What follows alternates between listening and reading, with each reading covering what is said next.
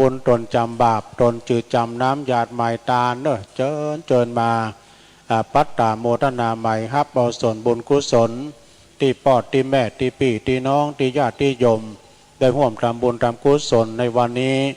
แล้วก็นำเอาข่าวสารบุญข่าวสารกุศลอันนี้ขึ้นไปสู่สวงสวรรค์ไปกราบเท้ามัตตวานตนเป็นใหญ่อยู่ในสวงสวรรค์แห่งห้องขอให้พญาอินตาตันไทยจงได้มาจดเอาลายมาหมายเอาชื่อของญาติของโยมสาธุชนทั้งหลายขึ้นไปไว้ในสุวรรณปัปปตหลับเงินหลับคำสนำจำจือไว้นะตกน้ำจะได้ไหลไฟลามจะได้ไหม้นู้มัดแม้นว่าเกิดมาภาวะใดจาติใดก็ตามก็ขอเอานั้นเกิดมาพบใส่ร่มเงาของพระพุทธศาสนาได้อยู่กินอยู่ตาในศาสนาของพระสรีสัพพัญญูพระพุทธเจ้าไปตลอดกาลนานเนาะตอนนี้ตุลุงก็จะยั้งบ่ได้นะอู้ไปเรื่อยๆจนกว่าทางในก็จะมาสลับซับเปลี่ยนตุลุงก็ว่าไปบ่ายโมงแล้วอู้มาได้ชั่วโมงแล้วนิยมเนาะก่อนตักตายพี่น้องศรัทธาญาติโยมกันไปเนาะเดี๋ยวนี้ฝนทางวัดพระธาตุโขงขาวนี่เอื้อนแล้วเนอะโยมเนอะต้องฟ้าเป่งปังตะกี้เทวบุตรเทวดานะเปิ้นพรมน้ำมนต์โปรยปลายเขาตอกดอกไม้เป็นแก้วตกลงมานะจุ่มเนื้อเย็นใจเปิ้นมาอนุโมทนานะมหาแปลว่าใหญ่สดาญาติโยมทั้งหลายนะถ้าไปได้ศึกษามหาปรริญญาธรรมนะ9ประโยคนะสูงสุดแล้วสดาประโยค2ประโยค3ประโยค4ประโยค5นี้ก็ตามลำดับเนาะเจริญพรจ้ะไปตามลำดับเนาะสดาญาติโยมทั้งหลายฉะนั้นญาติโยมขึ้นมาตำบลวิหารเด้อมากราบพระนพธรรมเนาะมาไหว้สาบารมีธรรมหลวงพ่อใหญ่เฮาจะฮับกาแฟนะฟรีนะโยมเนาะเปิ้นมาสักบาทคะแนนมาหอมนี่ ว่าเล่นบ่ได้จะฮับน้ำปานะน้ำขมิ้นส้มปล่อยหัวไปใจจะได้อันนั้นมันไม่ใช่น้ำกิน เป็นน้ำอันนี้โดยสดากาแฟแล้วก็มีน้ำบั่นนาวน้ำขิงน้ำมะตูมอย่างนะกินแล้วก็ตาเป่งลึงอนุโมทนากับสายบุญเนาะกับพี่กับน้องศรัทธาญาติโยมทั้งหลายงานศาสนาอย่างนี้มันไหนจะมีนะแล้วก็ปีนี้นี่พระเดชพระคุณหลวงพ่อเฮานี่เปิ้นหันความสำคัญในการศึกษาห้ามเฮียนนะเพราะว่าพระเนนบ่เดี๋ยวนี้เปิ้นเฮียนกันไปนี่เฮียนไปตังโลกไปนักเด้อญาติโยมเนาะเฮียนไปตังโลกไปนักนะแต่จะมาเฮียนอัฏฐบาลีเฮียนเป็นมหานี่น้อยเด้อสถาอย่างอาจารย์ท่านพระมหาชาญชัยก็ดีสมณเณรพงศพรปู่สวนนี่อาจารย์เก่าเพิ่นยังมีแล้วนะไผ่ตุลุงท่านพระมหามาโนดมานิโตนี่อันนี้ศึกษาตั้งแต่เริ่มแรกเป็นครูเก่านะโอ้แม้นว่าเปิ้นหูโดยวิถีจิตวิถีใดวิถีหนึ่งเปิ้นจะชื่นชมยินดีลูกศิษย์เปิ้นไต่เต้ามาถึงปรริญญาธรรม9นี่สดาเนาะแนมแจ่มหามดีนะต้องสวดต้องอะไรอย่างต้องบาลีเนี่ยหนังสือพระไตรปิฎกเปิ้นแปลได้หมดโยมนะเนี่ยแจ่มหามดีเนาะสดาแดดมาแล้วตะกี้ฝนตกเดี๋ยวนี้แดดมาแล้วเนาะเป็นอย่างเด้อโยมเด้อตามอัธยาศัยตามสบายในคราวครั้งนี้ญาติโยมตั้งอำเภอจอมตองนี่ศรัทธาวัดพระธาตุเจ้าสิริจอมตองเมตตาบารมีธรรมในพระเดชพระคุณท่านเจ้าคุณพระสุวรรณเมธีด็อกเตอร์เปิ้นบอกว่าถ้าไผ่ได้ปรริญญาธรรม9เปิ้นจ่ายเลย100,000 บาทตุ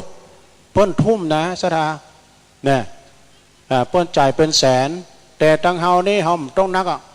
ประโยคละ1,000 9ประโยค9,000แล้วพอดีเนาะศรัทธาเนาะแล้วก็เปิ้นยังจะมอบพิเศษแถมนะญาติโยมทั้งหลายอันเป็นมหานี่อย่างทุลุงว่านะมันเขียมคนที่จะไฟหูมาเฮียนนี่นะเนาะโดยเฉพาะก็เพื่อจะเฮียนไปทางโลกพุ่นน่ะเฮียนอนาคตเรียกว่าอาชีพไปทางหน้าพุ่นโ จบอันนั้นแล้วจะไปทำงานอย่างทำงานอบตเนี่ยจะทำงานอย่างจะบคบกขมันจะต้องวัดอนาคตบุญน่ะแต่จะหันความสำคัญในเฮียนบาลีธรรมเฮียนนักเฮียนเป็นมหานี่ยากเนอะศรัทธาญาติโยมทั้งหลายเนาะเพราะฉะนั้นก็ด้วยความชื่นชมยินดีกับมหาปรริญญา5 ตนโดยการเนอะโดยเฉพาะเจ้าอาวาสมีความเพียรใฝ่ฝันมีความเฮียนความโหบ่หุตึกนะหลังจากจบปริญญาไปแล้วก็มาศึกษาได้ประเด็นธรรม3 ประโยคท่านพระมหาสัจท่านพระมหายานะสัจจญาโนนะอันเป็นเจ้าอาวาสวัดสองแควยังส่งให้ลูกศิษย์ลูกหาไปเฮียนทำลายตนแล้วก็ได้รับความชื่นชมนะความสำเร็จแฮม2 ตนพี่กับน้องเป็นคู่แฝดตัวตนอ้ายได้ประเรียนธรรม6 ตนน้องได้ประเรียนธรรม3ดูสดายญาติโยมทั้งหลายโอ้พี่น้อง2 แควเนอะและเพิ่นจะมีงานวันที่23นี่ตัวนะพร้อมกับวัดพระพุทธบาทตากผ้าตามกู้ปีทุลุงไปช่วยงานนะเพิ่นจะมีผ้าป่าลอยฟ้าพุ่นอ่ะเพิ่นจักขึ้นไปตัวน้อย3 เส้นกันเนอะพระพุทธพระธรรมพระสงฆ์ก้าผ้าป่าลอยฟ้าเนี่ยมันได้แล้วนี่30,000 ปลายศรัทธาเพิ่นแก่กล้าเนอะพี่น้องบ้านโถงก็ดีพี่น้อง2 แควนะแล้วพี่น้องบ้านกลางนะเปิ้นเป็นกันดีเนอะตามทุลุงไปช่วยการช่วยงานนะโอ้เปิ้นเป็นกันดีแล้วได้ญาติโยมเนอะโอ้ยจังฟ้อนก็มาแล้วเราจะถ่ายรูปเนอะหน้าวิหารเนอะนะถ่ายรูปหน้าวิหารนะเต็กหุ่นตอนนี้แดดกำลังส่องเอาเลยนะเจริญพรจ้ะสาธุอันนี้ก็เป็นหน่วยงานแต่กี้ใส่ชุดขาวปกติเขาก็เป็นคณะเจ้าหน้าที่กศน.อำเภอดอยหล่อนะอันนั้นนี่จะเปลี่ยนอย่างในชุดนี่นะก็เดี๋ยวก็ม้าเร็วมาบอกตุลุงจะคิดว่าผิด กำลังถ่ายรูปนะเพื่อเป็นอนุสรณ์ที่หน้าวัดที่หน้าวิหารหลวงของวัดพระธาตุโขงขาวเนาะขอบคุณเนอะญาติโยมทั้งหลายไผ่มีช่อดอกไม้ช่อกับช่อดอกไม้ในมือนะแล้วจะมอบมุทิตาจิตกับมหาก็กำเดียวกับเนอะสถานเนอะตอนที่เพื่อนทำพิธีแล้วก่อนนะเพื่อจะมีช่วงของพระจะมอบปัจจัยหรือว่าของขวัญเป็นการมุทิตาจิตพลอยยินดีกับมหานะก็เดี๋ยวเขาก็เอาไปมอบให้เพื่อนเนาะแสดงว่าเพื่อนนั้นเป็นตัวแทนเราได้ศึกษาห้ามเฮียนประเรียนธรรมนี่มันแช่มให้มันดีนะขนาดพูดที่ทรงปฏิโมกข์แทนนะพระภิกษุที่ทรงปฏิโมกข์นั้นสำเร็จนะโยมเนอะรับตาว่าสดาเนาะรับตาว่าได้45 นาทีนะอย่างอำเภอดอยหล่อเฮานี้ก็ท่านพระอาจารย์นาทีกตปุญโยเป็นลูกศิษย์หลวงปู่ทองโดยมาอยู่ที่สำนักปฏิบัติธรรมเนี่ยเราป่วยนี่นะเปิ้นก็เป็นพระทรงปฏิโมกข์นะรับตาว่าไปปุถโอ้ยของคณะเท่ากุศลธรรมมานี่ยังผิดอยู่ตุลุงเนี่ยจำได้ต้องแล้วมาดึงซับไปซับมานะสวดมนต์ก็ได้สวดมนต์ตันช้ำหายญาติโยมแต่ว่านี่ไปสวดมนต์นพเคราะห์เนาะสวดนพเคราะห์เตียนวัดพระธาตุม่อนจอมพอก็พอบาดายนะมันว่าตัวเริ่มตันพุทธสวดนพเคราะห์นี่นะแต่วันนี้ประกอบสืบจัตตาให้หลวงปู่ท่านพระครูปฏิภาณธรรมทินเนาะคณะพระสงฆ์จัดรายการขึ้นสีขาวโดยการนำของพระครูอภิวัฒนวิกรมไปตะวามาแล้วเนาะไปสวดแล้วก็ไปให้ขวัญกำลังใจให้กับหลวงปู่เป็นที่เรียบร้อยนะแล้วก็ศรัทธาญาติโยมเฮาวันนี้ก็มาปะกันที่นี่แถมเนาะพี่น้องอำเภอดอยหล่อเฮานี้อำเภอน้อยๆแยกมาจากอำเภอจอมทองนะมี5 ตำบลดอยหล่อเขต 1 เขต 2 ตำบล2 แควตำบลสันติสุขแล้วก็ตำบลยางครามนะเดี๋ยวเพิ่นจะมาหมดท่านกำนันท่านนายก แล้วก็ชมรมกำนันผู้ใหญ่บ้านตลอดถึงท่านนายอำเภอเป็นสุภาพสตรีด้วยนะได้รับเกียรติจากท่านนายอำเภอนะท่านวาสนาบุญธรรมช่วยท่านนายอำเภอดอยหล่อเฮาเป็นสุภาพสตรีก็เดี๋ยวเพื่อนจะมาได้มาเป็นประธานในงานนี้ตัวนะฮะโอ้เป่งลึงนะศรัทธาญาติโยมเนาะกาเกียมเนอะจ้างฟ้อนก็กาเกียมไว้ใกล้เวลาแล้วนึนะใกล้เวลาเข้ามาทุกขณะเนาะพี่น้องที่อยู่ทางบ้านทางบ้านทางจองก็ช่วยลุ้นเนาะช่วยลุ้นนะวันนี้เป็นวันดีศรัทธาญาติโยมทั้งหลายเปิ้นจะลองปเรียนนะในอำเภอดอยหล่อ5 รูปแล้วก็ต่างอำเภอก็มีนะจะมีก็อำเภอดอยหล่อนะศรัทธาญาติโยมเนาะอำเภอบ้านห้องวัดบ้านห้องหลวงเปิ้นก็มีนะตังอาจารย์ท่านพระมหานี้เปิ้นจบปริญญาธรรม6 ประโยคที่วัดบ้านห้องหลวงนะ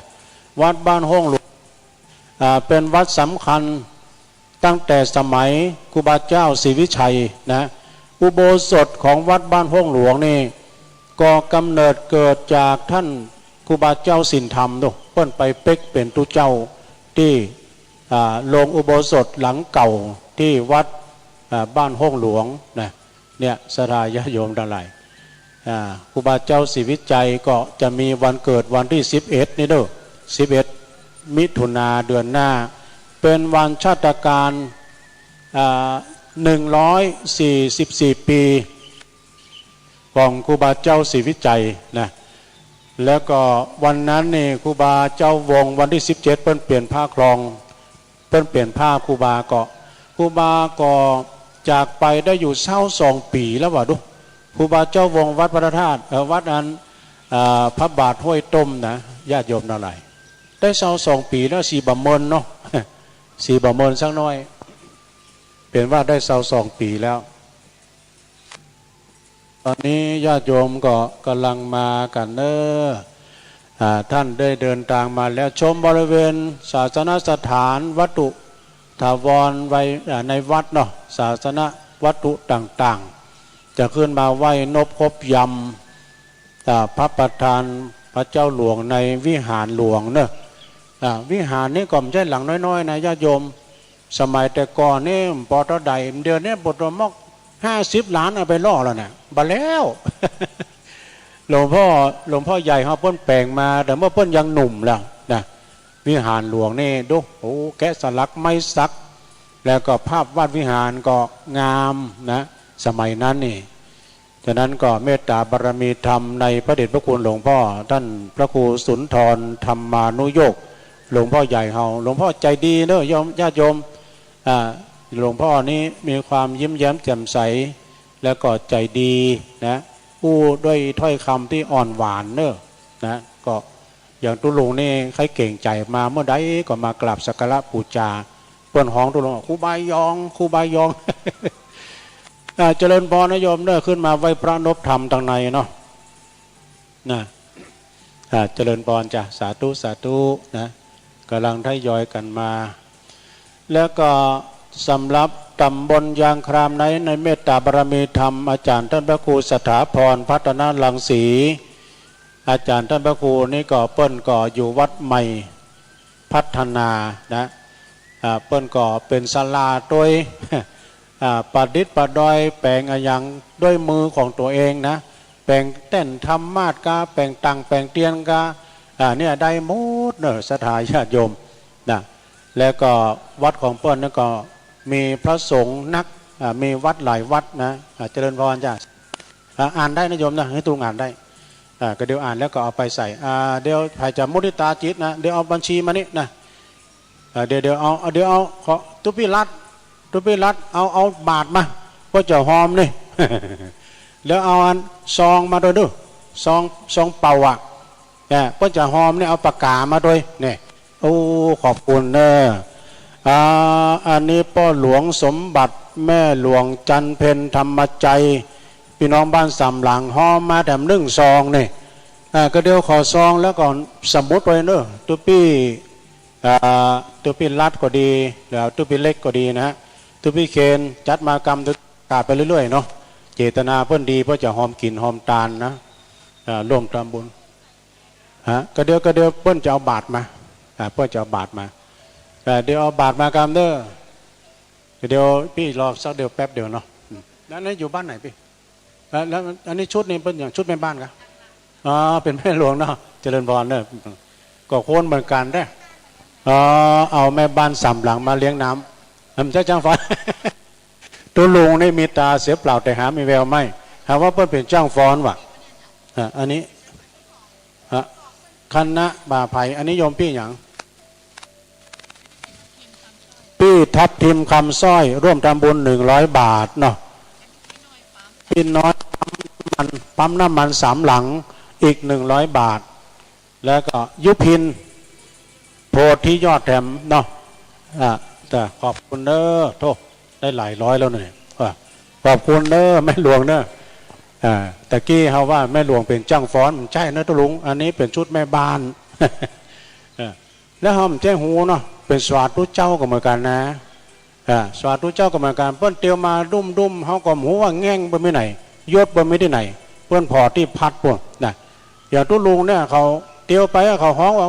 ท่านพระครูมันใช่เอามาแล้วเนี่ยพี่หนานน้อยมาแล้วสอทอเขานี่ซุปหมวกไหลใบเนี่ยพี่หนานน้อยสอทอก็แม่นปูจานก็แม่นนานก็แม่นก็เดี๋ยวพี่หนานเอาสมุดมาแล้วก็เอาอย่ามาตุลุงอย่าลงไปลุ่มพวกผมได้ท่านพระครูอภิวัตว่าลงไปลุ่มไม่ขึ้นไม่บะถึงตุลุงนั่งเนี่ยอีน่ะสาธุสาธุเป็นยังไงถึงแม้สอบตกเราก็ได้เป็นจานมัคคณายกสอทอในดวงใจคือพี่หนานน้อยนะอยู่ในใจเสมอ ตอนนี้เมตตาบารมีธรรมท่านพระครูกัลยาณปราโมทนะวัดม่อนห้วยแก้วได้เมตตาเดินทางมาท่านพระอาจารย์ปลัดภพสังวโรนะไว้สาครับพี่ซึ่งก็ท่านเป็นเลขาเจ้าคณะตำบลยางครามวัดม่อนปูอินครูบาคำตันหูจักกันดีเนาะสดาเนาะเดี๋ยวนี้ตูปี้เปิ้นแปลงมนดบสี่มุกกันนะเปิ้นได้สร้างได้แปลงหลายอย่างที่วัดม่อนปูอินนะฮะเอาแล้วแม่กำใบซาวมาแล้วจื้มอย่างนี่ฮะออมได้กะแม่อย่างปอเกียงแม่ลาตาบาโอโจโลมานี่แถม40 บาทขอบคุณแม่เอาไปจะหอมขึ้นมาเราเพะโยมเด้อพี่หนานน้อยเพิ่นอยู่เป็นเก้าเป็นกันนี่แล้วนะพี่จานน้อยพี่หนานน้อยนี่ก็คือพ่อจานวัดเฮาสอทอในดวงใจนะก็เดี๋ยวรอพี่ตุปิรัตจะเอาสมุดเอาปากกามากำเนาะขอบคุณแม่หลวงบ้านสำหลังด้วยเนอนำทีมแม่บ้านมาเลี้ยงน้ำโดยเปิดโรงทานน้ำโดยฉะนั้นก็ขอบคุณแม่หลวงโดยแต่กี้ตุลุงก็บอกว่าจ้างฟ้อนเป็นว่ามันใจเนอะเปิ้นเป็นแม่หลวงบ้านนะครับนำทีมเอาแม่บ้านมาเลี้ยงโรงทานน้ำโดยแล้วมาหอมได้หลายสาวหลายร้อยละนะขอบคุณมาณโอกาสที่นี้โดยตะกี้ก็คือแม่หลวงจันเพนแม่หลวงจันเพนธรรมใจนะต้องขอบคุณด้วยตอนนี้ศรัทธาญาติโยมทั้งหลายตุลุงก็ว่าไปเลยถ้ายังก็บ่ได้วิทยุจัดดักอาจารย์พระครูอภิวัตว่าตุลุงว่าไปเรื่อยๆนะก็จะว่าไปเรื่อยๆนะศรัทธาญาติโยมทั้งหลายโดยเดชบุญกุศลที่บรรดาพ่อแม่พี่น้องศรัทธาญาติโยมได้กินได้ทานร่วมบุญกุศลในครั้งนี้นะขอให้ท่านประสบแต่ความสุขกายสบายใจได้พ้นจากภัยได้ไกลจากเวรนะปราศจากทุกโศกโรคภัยเคาะเจ็บไปขึ้นมาไกลเคาะไข้เจ็บไปขึ้นมากายนะหายพ้นเสียจากยังป่าประเคาะตัวร้ายตั้งไหลเคาะปีเคาะเดือนเคาะวันเคาะยามเคาะหลับเคาะตื่นเคาะยืนเคาะเตียวเคาะเหม่อเกี้ยวเหม่อกินนะเคาะตั้งหน้าตั้งหลังเคาะขึ้นหันเคาะวันหูเคาะอู้เคาะจ่าเคาะนาต่างๆเคาะ13นาบ15สัพพทุกโศกโรคภัยเสนียจังไรหายไปเนอะค วิดหายไปโอ้ยแม่ใจบดีแล้วกำใบชามาเพ่แม่มาด้วยตัวลุงแม่มาเพ่เอาละทุพี่เคนเอาสมุดบัตรทุพี่เคนจดอีแม่กำใบชามาเพ่แว่แม่หยางพี่จ่าน้อยพี่หนานน้อยจดกำเอาพ่อจานจดกำเจริญกันได้เนอศรัทธาญาติโยม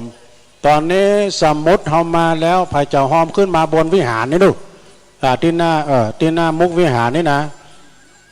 พายจะให้เจ้าหอมมุทิตาจิตจากมหาปริญญาธรรม9มหาปริญญาธรรม6มหาปริญญาธรรม3มหาปริญญาธรรม10 10นี่มีเนาะตึกเก้าสูงสุดเอาละอีแม่มาแถมนี่เดี๋ยวพี่จ่าพี่หนานน้อยจดกำซาวก็ได้ไหมดูนะซาวก็ได้เท่าใดก็ได้ยุคโควิดฮะแม่หยังแม่ฟองนามสกุลอันนี้เป็นหูกะเป็นประจานวัดแดดมาแล้วศรัทธาเขาได้ของดีตุลุงก็40 บาทเอามานะโยมเด้อ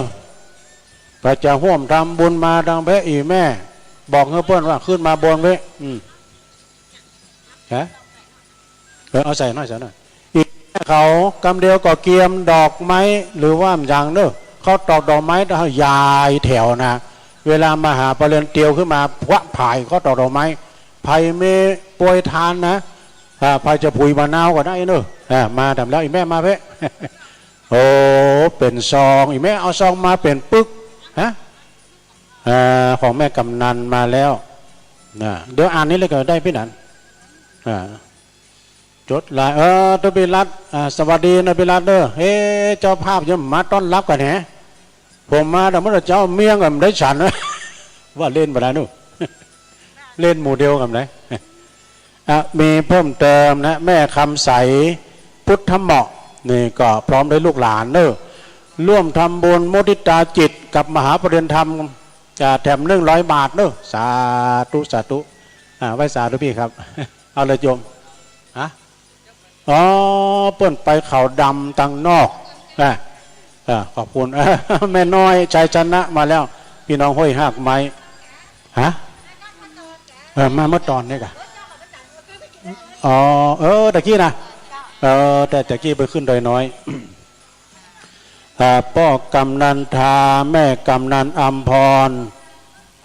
ตาบะโอดดวงมโนกะแต่นามสกุลว่าตาบะโอเนอร่วมทำบุญมาแถม100 บาทเนาะสาธุอนุโมทนาพุทธเหมาะเนอะสาธุเนาะ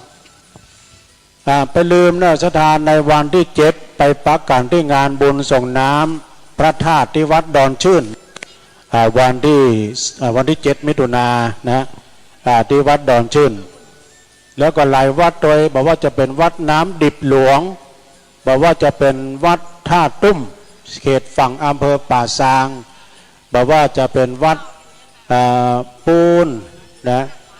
บ้านฮงก็หลายวัดโดยแม่น้อยก็มาแล้วพายเจ้าหอมมาดังเพนเนอร์พี่นานเพื่อกำลังจดอยู่นะเอาแม่เข้ามาเลยแม่เดี๋ยวพี่นานเพื่อจะจดตามแต่เจตนาเนาะ10 บาทก่อตา5 บาทก่อตาม50ก่องามตามใจจะตานวะทุกพิรัตวะโอ้อันนั้นกุ๊กด้วยเนี่ยอันนี้เป็นกุ๊กออกมาเพื่อใส่ชุดกุ๊กมานี่เนาะเอาแล้วตอนนี้ทางคณะนักเรียนเนาะเพื่อนก็กำลังจะเตรียมตัวถวายการต้อนรับปท9สาธุเนอะแม่ใส่ให้เลยแกเขียนชื่อเสียงเรียงนามก่อนนะสถานที่วัดพระธาตุโขงขาวโดยเมตตาบารมีธรรมอันยิ่งใหญ่ในหลวงพ่อท่านพระครูสุนทรธรรมานุโยคแหล่งผลิตบัณฑิตนะพระสงฆ์องค์สังฆเจ้าที่เปิ้นมาศึกษาห้ามเฮียนเปิ้นมีโรงเรียนวัดที่นี่นะโยมเด้อนะศึกษาจบไปหลายตนหลายองค์นะตั้งแต่รุ่นแรกอาจารย์ท่านพระครูอภิวัฒนวิกรมเปิ้นก็มาศึกษาห้ามเฮียนที่นี่นะรุ่นแรกตอนนั้นมันก็มีมาเรื่อย ประเด็นนี้นักเรียนก็มีประมาณ100 ป่ายนะแล้วตอนนี้เปิ้นไปตั้งแถวแล้วก็ได้ยินเสียงดุริยางแล้วนะใช่ก็อีแม่เขาก็กำเดียวก่อนนี่เด้อเกียมเข้าตอกดอกไม้นะโอ้ยพี่จะทำบุญแล้วพระตั้งเจ้าหน้าที่โอ้ไอ้ทำบุญชื่ออย่างเดี๋ยวจดชื่อน่าจดละโดยเตจะบุญกุศลที่บรรดาพ่อแม่พี่น้อง40 บาทขอบคุณเด้อสาธุสาธุเอาพระเจ้าหอมก็ขึ้นมาเราไปดูต่อไปขอประกาศรายชื่อรายนามในตอนนี้แม่ติ๊บนรศรีเนาะตาบะโอห่วมทำบุญมุทิตาจิตปท9ปท6ปท3จำนวน50 บาทเนอะสาธุสาธุบอดเต้าเต็นนั้นหมายมีแม่ฟองใจสุขตาบะโอห่วมทำบุญด้วยปัจจัยจำ40 บาทเนอะมุทิตาจิตแม่บุตรทาแก้วตาบะโอร่วมทำบุญมุทิตาจิตจำ40 บาทแม่ป๋าปันพร้าวตาบะโอร่วมทำบุญมุทิตาจิตจำ20 บาทแล้วบอดเต้าตอนนั้นก็มีนางแม่กันนิการวิจิตมาจากห้วยรากไม้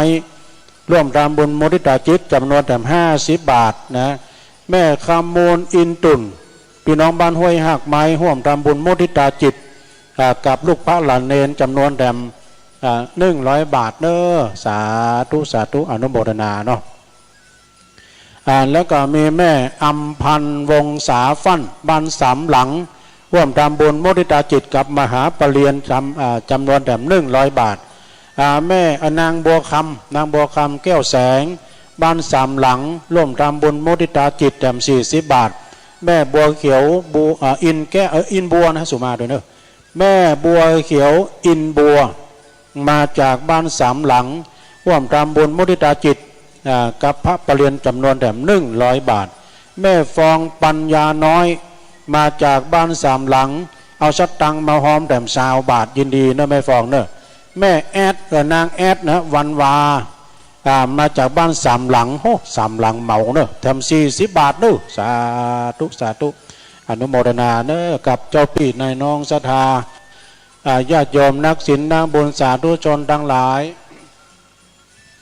ที่ได้ร่วมทำบุญเป็นเจ้าภาพร่วมด้วยช่วยกันมุทิตจิตเนนนะกับลูกพระหลานเนนในวันนี้ก็ขออนุโมทนาเนอะขอฮือตันปนทุกสนุกสุขแสนสมบัติเมืองแมนเขตแคว้นแห่งห้องกวนแก้วทั้ง3ติดตามปกป้องสมดังกำปอน4 ครบพี่น้องหมู่เฮาจุงได้ประพบประสบสิ่งอันอำไพขอให้มีอายุยืนยาวเข่าใสมีผิวพรรณไวสดใสตัวหน้าพละกันแข็งบ่าแหงแข็งกล้าสติปัญญาเปลืองวิทย์เฮือสมพระสงฆ์จำนงดังคิดยาวิทย์ขาดอันการเงินขอให้มีลาภยศปรากฏสรรเสริญรุ่งเรืองจำเริญรับเงินยิ่งขึ้นแม้นว่าค้าขายลงเรือน้ำตื้นก็ขอให้ได้เงิน10,000 ล้านปั่นนี่ปั่นมาหาปั่นได้เนอะที่เงินได้เงินที่ทองได้ทองเงินไหลนองทองไหลมามั่งมีสีสุขอายุมั่นขวัญยืนมีโชคมีใจนะขอเจ็บไปขึ้นมาใกล้ก็ใกล้จะไปขึ้นมากายได้อยู่กำจูปูจาวรพุทธศาสนาไปเหิงเมินนานมาแถมแล้วอีแม่มาเพ่นะก็ได้ของดีมาเพ่พี่หนานน้อยว่าจะจดลายใหม่น้ำเนี่ยแล้วอีแม่ใจคู่น่ะจกมาเช้าจดชื่อฮะถึงครอบครัวนะแม่บัวไขปัญโยโจโลมาหอมแถมเท่าไหร่50นะแม่เนาะ50 บาทสาธุสาธุโดยความยินดีเนอะกับเจ้าปี่ในน้องศรัทธาแม่บัวไขเนอะสุมาเด้อแม่บัวไขปัญโยบ้าน3 หลังเอาสตังมาหอมแถม50 บาทโอ้อันนี้กำมาถึง200 กันจะหอมถึงหมดนะอีกใช่ไหม อ๋อเหมือนสองเจ้าน่ากะเมินละตั้งทำหลวงกรรมกันเนาะปีนี้ตั้งทำหลวงกรรมเอามาตอนนี้เนอสถานที่จะหอมนะพี่นานป้อจานน้อยเฮารอน้ำจิตน้ำใจโอ้เจริญพรเนอพ่อกำนันทาพ่อกำนันที่ปรึกษานะเปิ้นก็มาแล้วคนวัดคนวาเฮาเนาะโดยเตจะบุญกุศลที่บรรดาพ่อแม่พี่ยองเอาอาทิตย์นะวัดมีแม่คำพรหมสิริบันตาบะโอร่วมทำบุญมุทิตาจิตกับสามเณรปรเรียนพระปรเรียนธรรม100 บาทเนาะบทต่อแต่นั้นก็มีแม่เอื้อยพรหมสิริบันตาบะโอร่วมทำบุญแถมจำนวน100 บาทสาธุสาธุ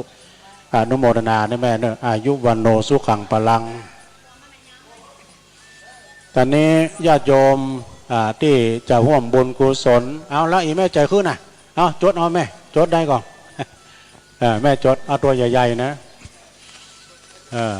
จดเอาลายใหม่เอานามจดที่อยู่เลยนะแม่เนอะจดได้ก่อนจดชื่อได้ก่อนถ้าจดบ่ได้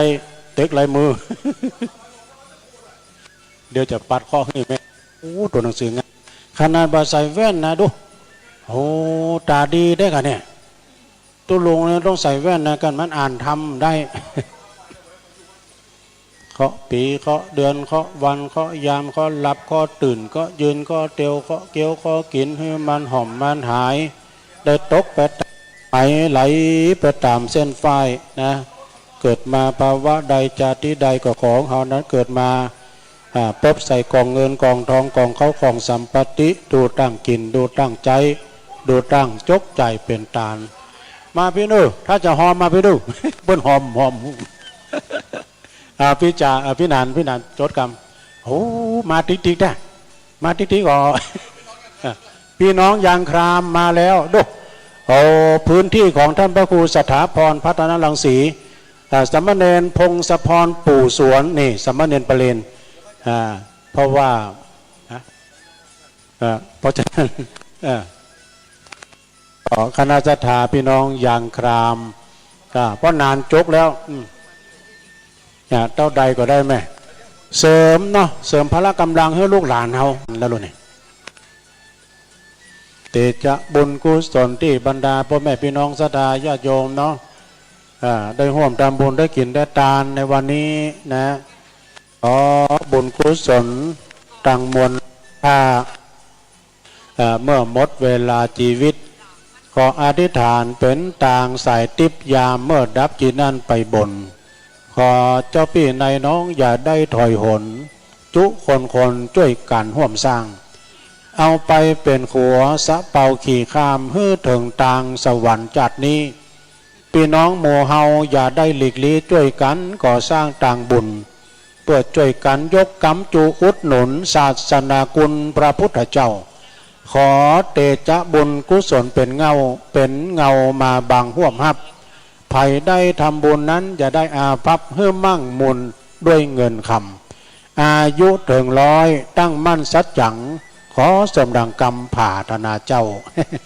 ถ้าเป็นซองเอามาให้ตุนะซองนั้นเป็นของตุก็เดี๋ยวรุ่งจะอ่านมาจ้ำอย่างแต่น้ำคุเป็นของไข่โยม เดี๋ยวตัวพี่ครับต่อไป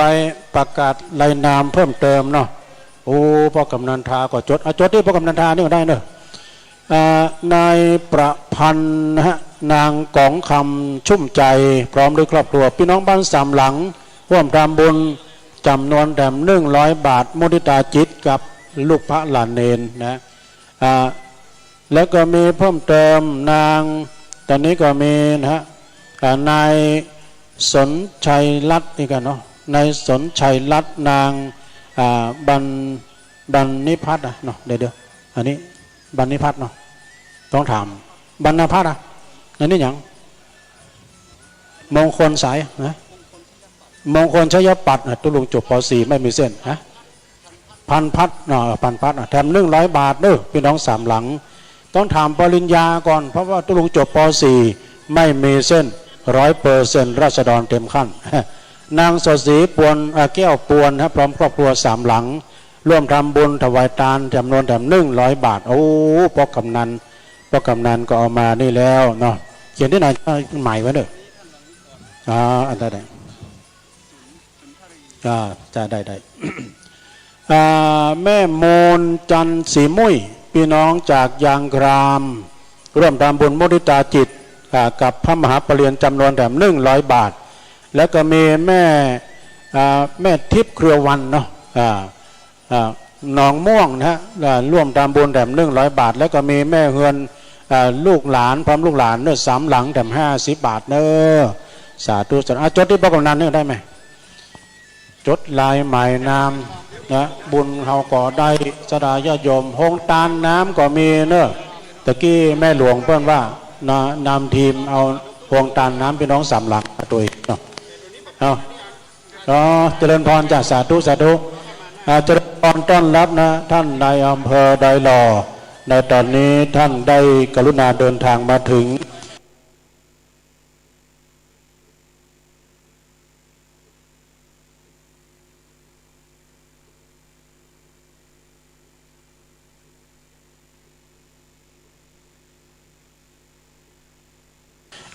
ท่าน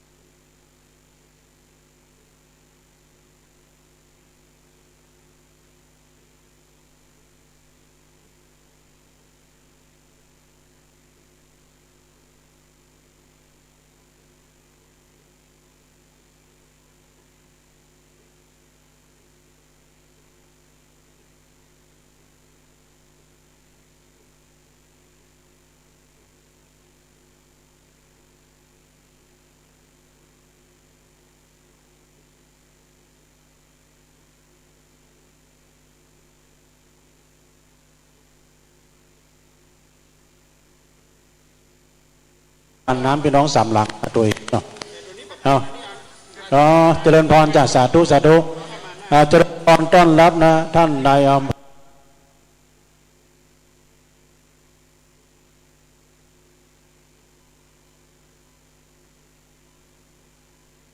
อันน้ำพี่น้องสามหลักตัวเอง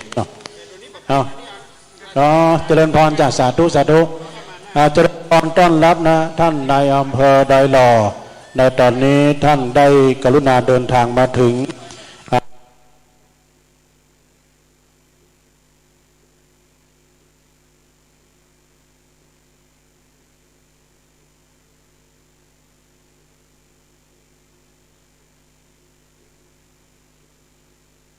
ท่านเลินเลย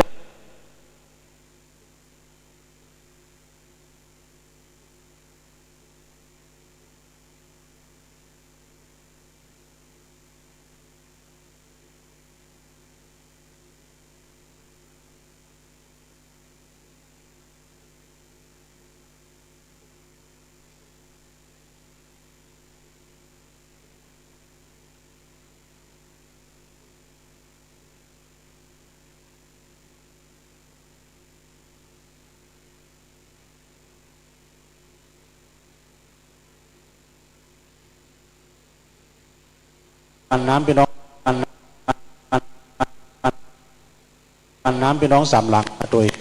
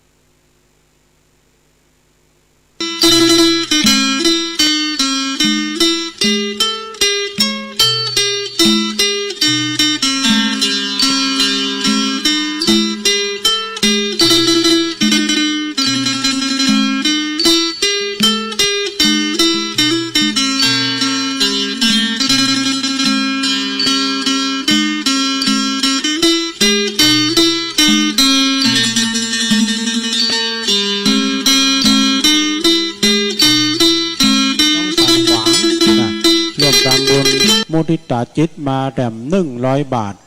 แม่ลดปัญญาพี่น้องหนองเหียงมาจัดหลายนึกร่วมทำบุญแถมจำนวน100 บาทท่านพระครูวรธรรมานาถก็เมตตาเดินทางมาถึงแล้วก็แม่นางสุแก้วเขียวเจริญพี่น้องสามหลังร่วมมุทิตาจิต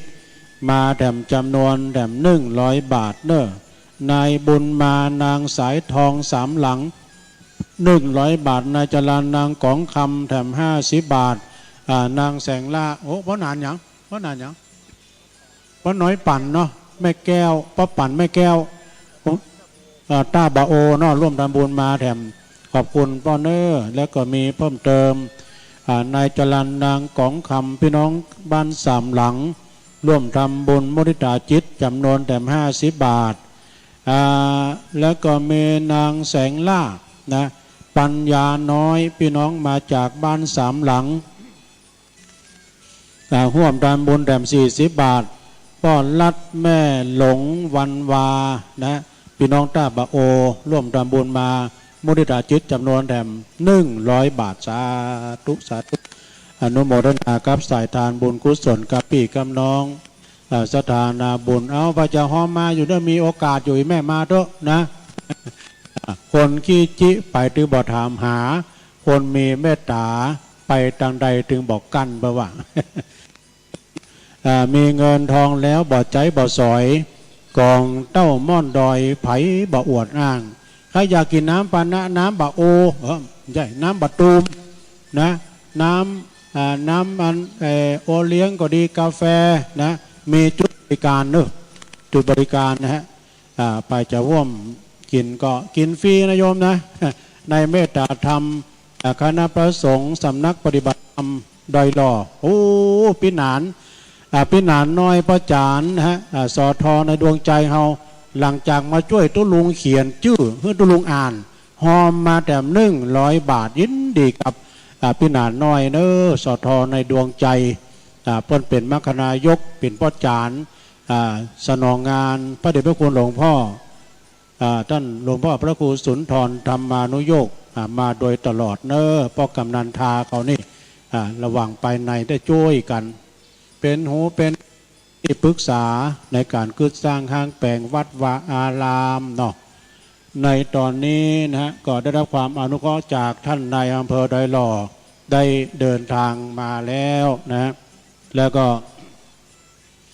ตั้งชมรมกำนันผู้ใหญ่บ้านโดยการนำของพ่อกำนันบุญทรัพย์ปัญญานะประธานชมรมกำนันผู้ใหญ่บ้านได้เดินทางมาถึงท่านนายกลายท่านนายกแล้วที่เดินทางมาถึงนะฮะเนาะแล้วก็หลายหน่วยงานนะฮะที่เดินทางมาถึงสำหรับพี่น้องศรัทธาญาติโยมที่อยู่ทางลุ่มทางล่างตะกี้อาจารย์เพิ่นว่ากำเดียวจะมีการโปรยทานนี่ปุ๋ยบานาวนู่ อีแม่เขาก็เกียมนะยายแถวนะแม่นู่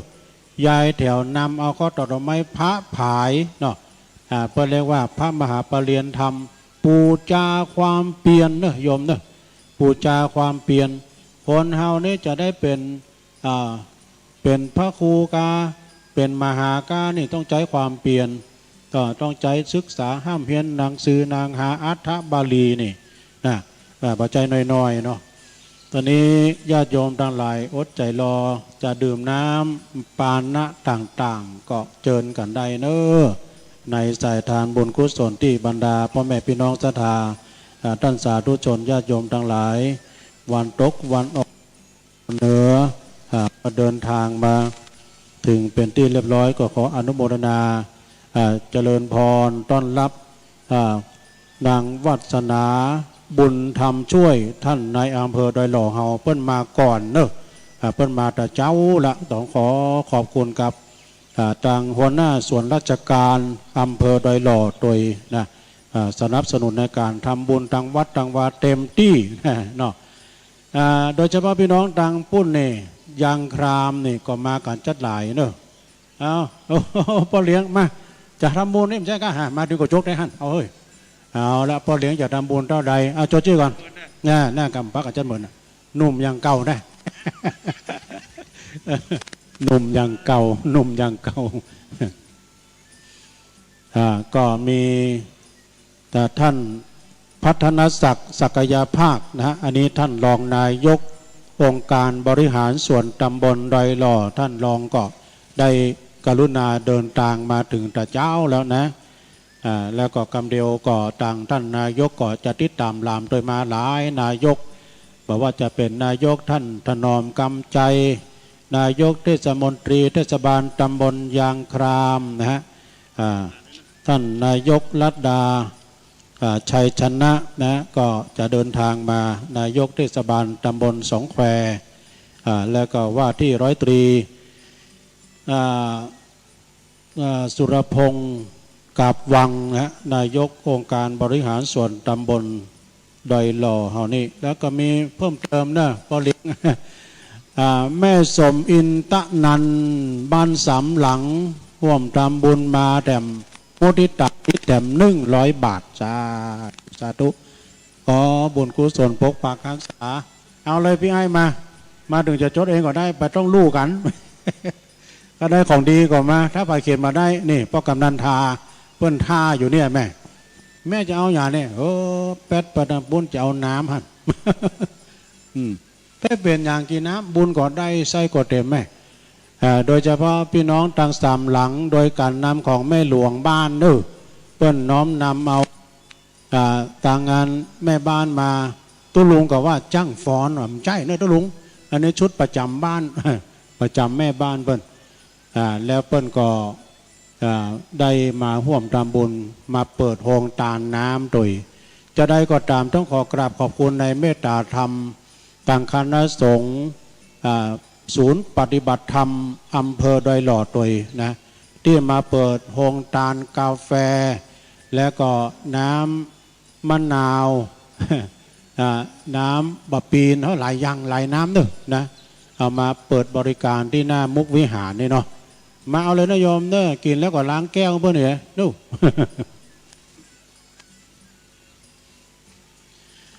โดยเตะเอาแล้วพ่อเลี้ยงมาแล้วนี่พ่อกำนันจดกรรม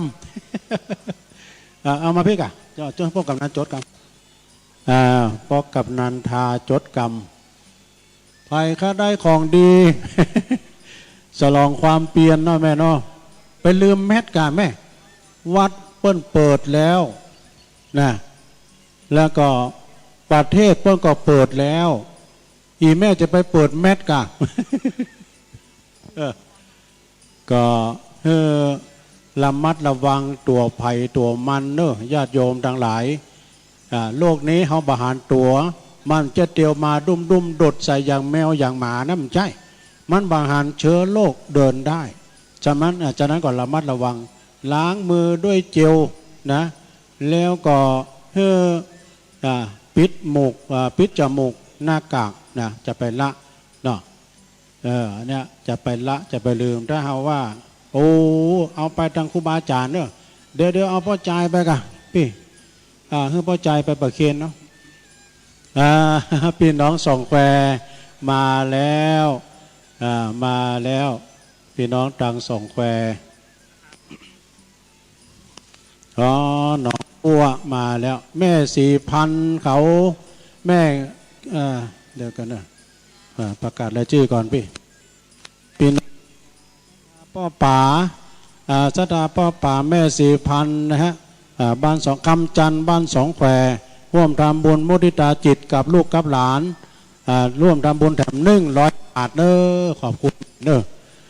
ป้อระนองแม่แก้วพาแก้วชัยยานะฮะพี่น้องจากบ้าน2แควร่วมมุทิตาจิตกับตู้ลูกตู้หลานนะแถม100 บาทยินดีพี่สาธุสาธุอนุโมทนาเนาะ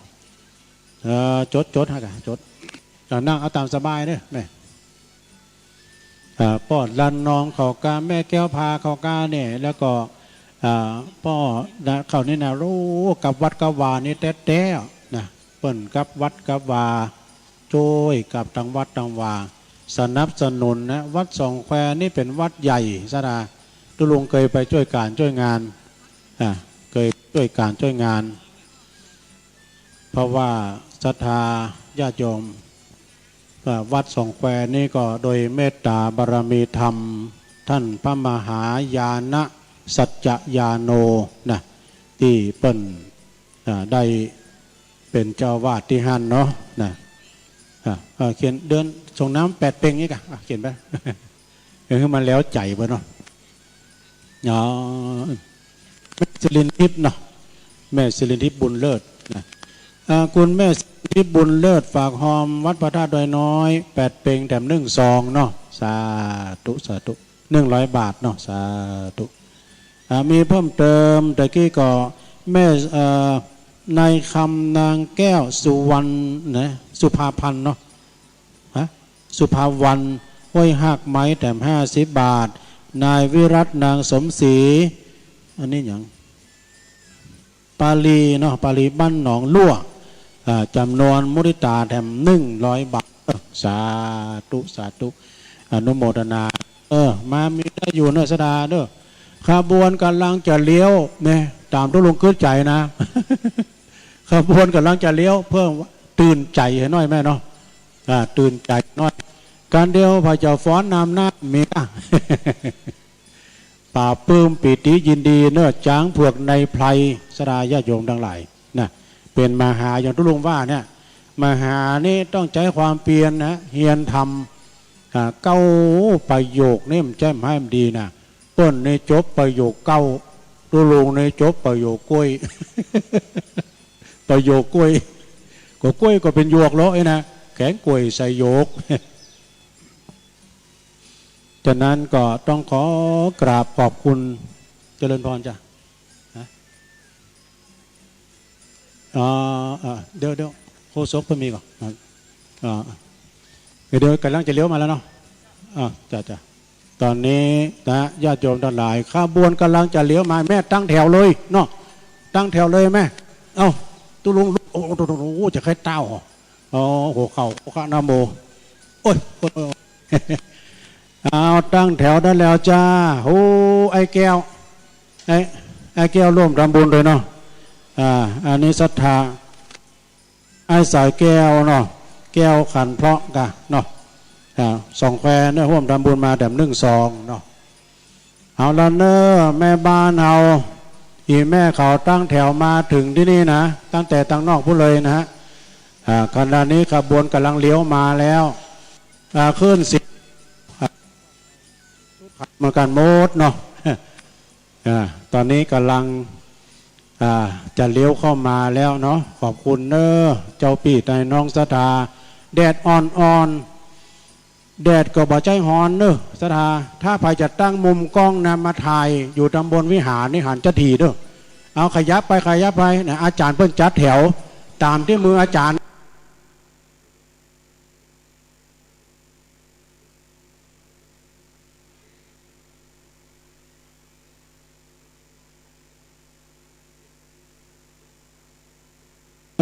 เจ้าปีในน้องสถาแดดอ่อนแดดก็บ่ใจฮ้อนเนอะสถาถ้าใครจะตั้งมุมกล้องนำมาถ่ายอยู่ตำบลวิหารนี่หันจะทีเด้อเอาขยับไปนะอาจารย์เพิ่นจัดแถวตามที่มืออาจารย์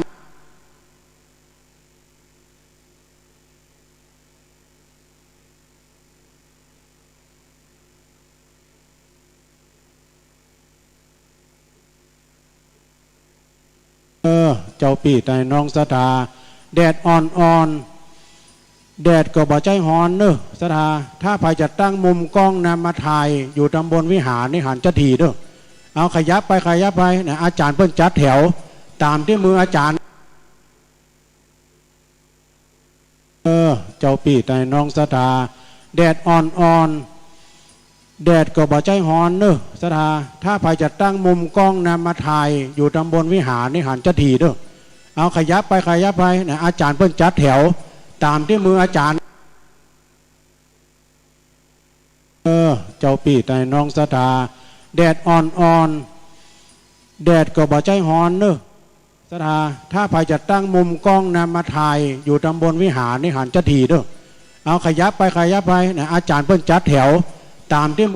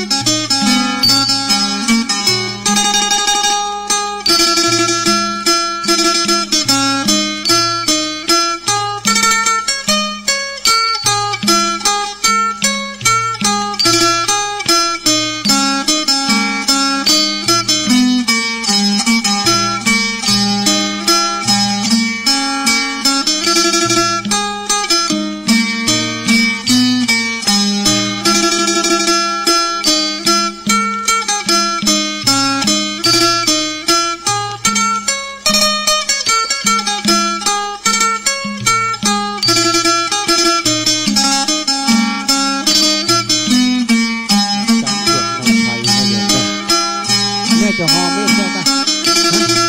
ทหารก็ตีซองมาก่อใจดีอ่ะตุลุงมาเอามาเพ่เดี๋ยวตุลุงอย่าปั่นปอนเนอะมาแล้วเฮ้ยใช่เพื่อไปหอมที่อื่นพวกนี้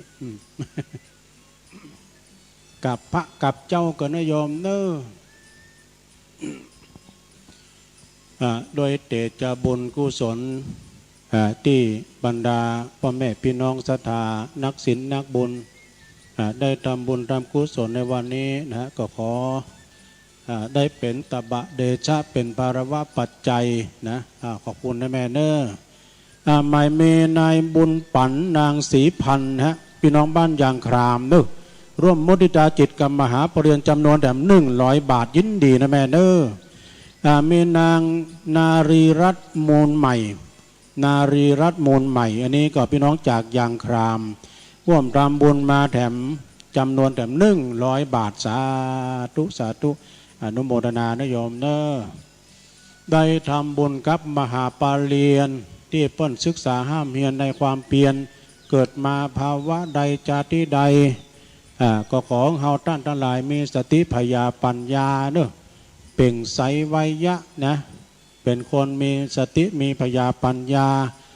มีมันสมองมีความคิดริเริ่มเนาะมีความใฝ่ฝันมีความสุขกายสบายใจพ้นจากภัยไกลจากเวรมุ่งมาดปรารถนาสิ่งหนึ่งประการใดถ้าหากว่าเป็นไปในทางที่ชอบประกอบไปด้วยคุณธรรมก็ขอจงพลันสำเร็จด้วยเทินโอ้บรรยากาศเป็นใจเนอะเดี๋ยวนี้นะมันบดมาเฮ้ยแต่ขอจะไปมีฝนหยาดมาด้วยเนอะบดมาแล้วโทษกันว่าท่านพระคุมว่าตั้งท่าอันยกเลิกก่อนเนอะจะไปอันตั้งแถวตัวนะอีแม่ขอขาแข็งแล้วเดี๋ยวนี้ เพราะฉะนั้นก็คณะศรัทธาในวิหารหลวงนี้ในเมตตาบารมีธรรมอาจารย์เจ้าคณะตำบลมาทุกตำบลนะโดยเมตตาบารมีธรรมอาจารย์พระครูปัญญาพิสุทธิ์เจ้าคณะตำบลสองแคว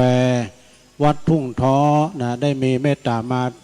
ก่อนตุลุงเขาก่อนมาประจำอยู่นี่ละนะมาอยู่กับหลวงพ่อใหญ่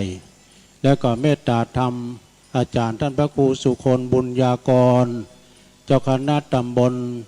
สันติสุขวัดคานทวาสทุ่งปุยได้มีสมณะเมตตา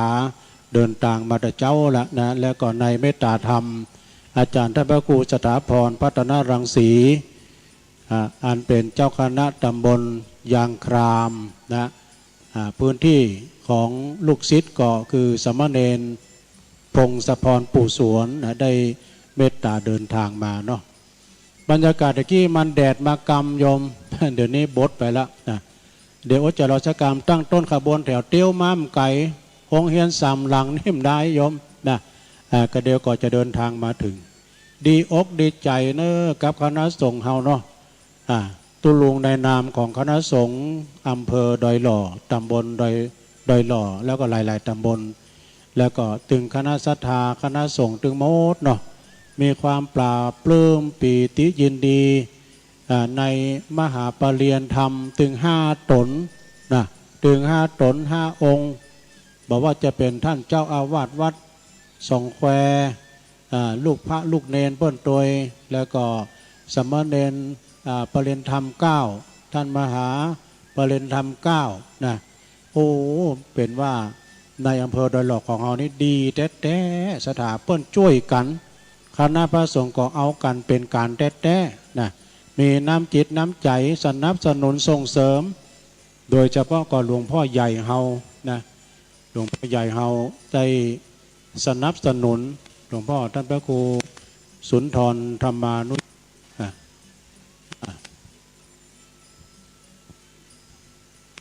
ดังนั้นก็คณะศรัทธาสาธุชนญาติโยมในพื้นที่นั้นก็ท่านกำนันมานิดแดงเมืองกำนันตำบลสองแคว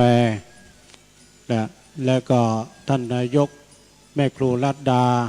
ชัยชนะนายกเทศมนตรีเทศบาลตำบลสองแควนะได้มาแต่เจ้าละนะมาก่อนเพิ่นละอดจะรอสักคราวเนอะเดียว นะศรัทธาเพิ่นจะมีโปรยทานโดยนู้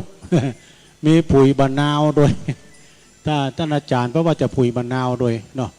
แล้วก็แม่ก็เกียมกลีบดอกไม้ดอกคำผู้จู้ดอกสีขาวเขาตอกดอกไม้เนาะพระภายเป็นฝนหาแก้วอย่างตะเจ้านั่นน่ะ เพราะความปราบปลื้มปิติยินดีกับท่านครูบาอาจารย์มหาเป็นมหาปรริญญาทั้งหลายที่เปิ้นได้ร่วมทำบุญทำกุศลได้ศึกษาห้ามเฮียนมาจนได้เป็นมหาปรริญญากันในวันนี้นะฮะโดยเตจาบุญกุศลศรัทธาญาติโยมประเดี๋ยวนี้การห้ามการเฮียนการใฝ่หูในธรรมต่างวินัยต่างคณะต่างอัฏฐบาลีนี่ยากเนอะศรัทธาญาติโยมทั้งหลายโดยเฉพาะก่อนลูกพระหลานเนรนี่ไฟฝันไปตังอนาคตะเฮียนไปตังโลก เนาะหวังอนาคตะไปตังหน้าศึกหาลาเพศไปก็จะได้ทำการทำงานที่ดีนะอย่างวัดพระธาตุโดยน้อยนี่ลูกพระเจริญพรท่านนายกโอ้ขอบคุณเนอะท่านนายกเนอะท่านนายกรัตดาพรหมท่านนายกรัตดาชัยชนะนายกเทศมนตรีเทศบาลตำบลสองแควนะท่านได้ร่วมเป็นเจ้าภาพร่วมด้วยช่วยการแต่500 บาทเนอะสาธุสาธุขออนุโมทนากับท่านนายกรัตดามาณโอกาสนี้ตุยเพิ่นมาเจ้าศรัทธาเนาะมาแต่เจ้าละมาก่อนกรรมเดียวก็ถ้าว่าไผ่มีสิ่งละอันพันละน้อยในมือได้แม่หยางพ่องตุมันจะมีช่อดอกไม้ช่อแบรนด์กาเนี่ยกระเช้าแบรนด์หรือว่าเป็นช่อปัจจัยนะจะมอบเพื่อกับพระสัมมาเนรปรริญญาหรือว่าพระคุณเจ้าเป็นมหาปรริญญาก็เกียมไว้เนอะโยมเนอะบุตรเพื่อจะมอบหมายเพื่อจะตั้งว่าพระจามุทิตาจิตกับมหาปรริญญาก็เขาก็เอาทยอยกันไปนะตามขั้นนะเพราะว่าปรริญญาธรรม1ปรริญญาธรรม3นะปรริญญาละปันปรริญญา4ก็ได้4 ปันปรริญญา9 ปัน ตามธรรมดานะเนาะเป็นเงินประจำตำแหน่งเพิ่นตัวปรริญญาธรรม9ตัวลุงก็ได้ประจำตำแหน่งตัวลุงเหมือนกันนะเงินลุงเงินเดือนอย่างตัวลุงก็เบี้ยชีพเบี้ยอย่างชีพ เงินเดือนคนเท่าเดี๋ยวจะขอลึกทำญาติโยมอาจารย์ท่านเปิ้นได้มอบใบอันนี้มาเนาะเปิ้นพิธีการต้อนรับพระมหาปรริญญาธรรมสมณเณรปรริญญา9 ประโยคพระมหาชาญชัยธรรมเมธีนะ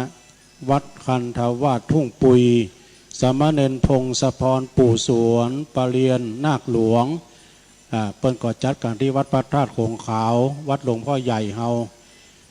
ในวันนี้วันที่19เป็นวันดีเนอะวันนี้วันเมงก็สดใสวันไตก็มดปอดภายจะซื้อรถซื้อลาเจิมรถเจิมบ้านวันนี้ดีที่สุดเนอะนะเวลาเที่ยงวันก็เขาก็ทยอยกันมาเนาะรอนำสักกรรม13 นาฬิกานะ14 นาฬิกาเริ่มตั้งแต่2 โมงนะเดี๋ยวนี้ก็2 โมงเช้าแล้วอีแม่เอ๋ยเวลา14 นาฬิกาจุด00 นาฬิกานี่เปิ้นก็จะมีการเดินขบวนเจริญพรโยมเดี๋ยวตุลุงนะก็เวลาบ่าย2 โมงนี้ก็จะเริ่มเดินขบวนจากโรงเรียนบ้าน3 หลังมาสู่ยังวัดพระธาตุโขงขาวนะแล้วก็เวลา 15.00 นนะหรือว่า15 บ่าย 3 โมงนี้ก็พระมหาปรริญญาและก็สามเณรปรริญญา9 ประโยคก็จะเดินขึ้นสู่มณฑลพิธีวิหารของวัดพระธาตุโขงขาวพระมหาเถระเจริญชัยมงคลคาถารอบแรกนะประธานในพิธีท่านในอำเภอดอยหล่อจะได้จุดเทียนธูปบูชาพระรัตนตรัยแม่จะหอมอะไรอีกเอาล่ะจดล่ะเอาจดเอาเองตุ้ลุงจดจ้างถ้าตุ้ลุงจดให้เพื่อนอ่านนี้เขาอ่านได้นะแต่ตุ้ลุงจดแล้วตุ้ลุงอ่านคนเดียวอ่านบัดได้จดนี่จดทำไมนะพุทธไปถึงไหนละ15 นาฬิกานี่ก็มหาปรริญญาธรรม สามเณรปรริยนธรรม9ประโยคก็จะเดินขึ้นสู่มณฑลพิธีในวิหารพระธาตุโขงขาวพระมหาเถระเจริญชัยมงคลคาถารอบแรกประธานในพิธีท่านนายอำเภอดอยหล่อจะได้เป็นประธานในการจุดเทียนธูปบูชาพระรัตนตรัยมัคคณายกเนี่ยพ่ออาจารย์พินานน้อยก็จะได้นำไหว้พระรับศีลนะแล้วก็ถวายเครื่องสักการะต่อจากนั้นนะประธานในพิธีท่านนายอำเภอดอยหล่อจะได้อ่านปริญญาบัตรปริญญาธรรม9ประโยคพระมหาเถระเจริญชัยมงคลคาถานะแล้วก็ถวายจตุปัจจัยเครื่องทายธรรมแด่พระสงฆ์เขียนลงให้หน่อยตอนนี้ข่าวรอยเตอร์มาแล้วขบวนเริ่มออกขบวนมาแล้วนึกเริ่มเดินมาแล้วเนาะจะตั้งแถวแล้วครับตั้งกันก็เดี๋ยวก่อนเนาะเราจากโรงเรียนมาแล้วก็ไปฟังตั้งแถวเดินแม่นู่ก็เดี๋ยวก่อนอีแม่ก็ห้าวเนาะนากามันตำบลมันก็หนีบมายื้อมันเนาะขอบคุณคุณโยมนงรักเยาวันรักเนอะฟลกเมอร์สุมาเนอะท่านผอกศนเนอะผู้อำนวยการโรงเรียนกศนอำเภอดอยหล่อเนอะโยมร่วมทำบุญมาเนาะขอบคุณเนอะตอนนี้ขบวนเริ่มขยับแล้วเนอะเริ่มขยับขยื่นเคลื่อนขบวนออกมาแล้วอีแม่มันตังบนมันหนีบมามืดมาที่หย่อนมาสดโตดนี่นะมันเร่ง มันเร่งมาเนาะใจเย็นๆนะแม่เนอะวราพรอำนวยพรสวัสดิ์ร่วมทำบุญมุทิตาจิตกับมหาปรริญญาแถม200 บาทนงครานเท้าเทพนะร่วมทำบุญจำนวน200 บาทแล้วก็สถาพรทาวงร่วมมุทิตาจิตกับสมณเณรปรริญญาพระปรริญญาแถม200 บาทเนอะสาธุสาธุอนุโมทนาเนอะตอนนี้ทางพี่นานน้อยมากระซิบกระซาบที่ตุลุงว่าขบวนเริ่มเคลื่อนแล้วเนอะตุลุงนะย้ายแถวเลยแม่ย้ายแถวเลยก็นี้เอาแถวแล้วไว้สาท่านมหาครับไว้สาครับเดินขบวนรถเพิ่นมาอ่ะครับท่านมหายานะได้ในเมตตาเดินทางมาแล้วเนอะวัดสองแควนะครับนะลูกเนนเพิ่นนำ2 ตนนะปท5ปท3ก็2 แควนี่3 ตนก่อนนู่ตั้งแต่เจ้าอาวาสมาเลยท่านพระมหายาท่านมหายานะจะยาโอนะถ้าดูลงลูกนี่มันบัดตัวมาแถวแล้วนะแม่เนอะย้ายแถวเลยนะย้ายแถวเลยเดี๋ยวอาจารย์จัดแถวกันนู่อาจารย์จัดแถวมันกว้างไปกะนะเดี๋ยวพับเอาดอกไม้นะตอนนี้นะถ้าว่าไผ่ที่จะบันทึกภาพในอยู่ที่ตุปี้รัดนี่ดีนักแลนะอยู่จุดตังบนนี่มุมกล้องเข้าท่าเนอะเดี๋ยวพี่จ่ากำลังถึงปากตางเนอะถึงปากตางแล้วนะตอนนี้กำลังขบวนมาตั้งแถวเลยแม่มั่มใจฮ้อนเนาะมั่มใจฮ้อนต้น1 2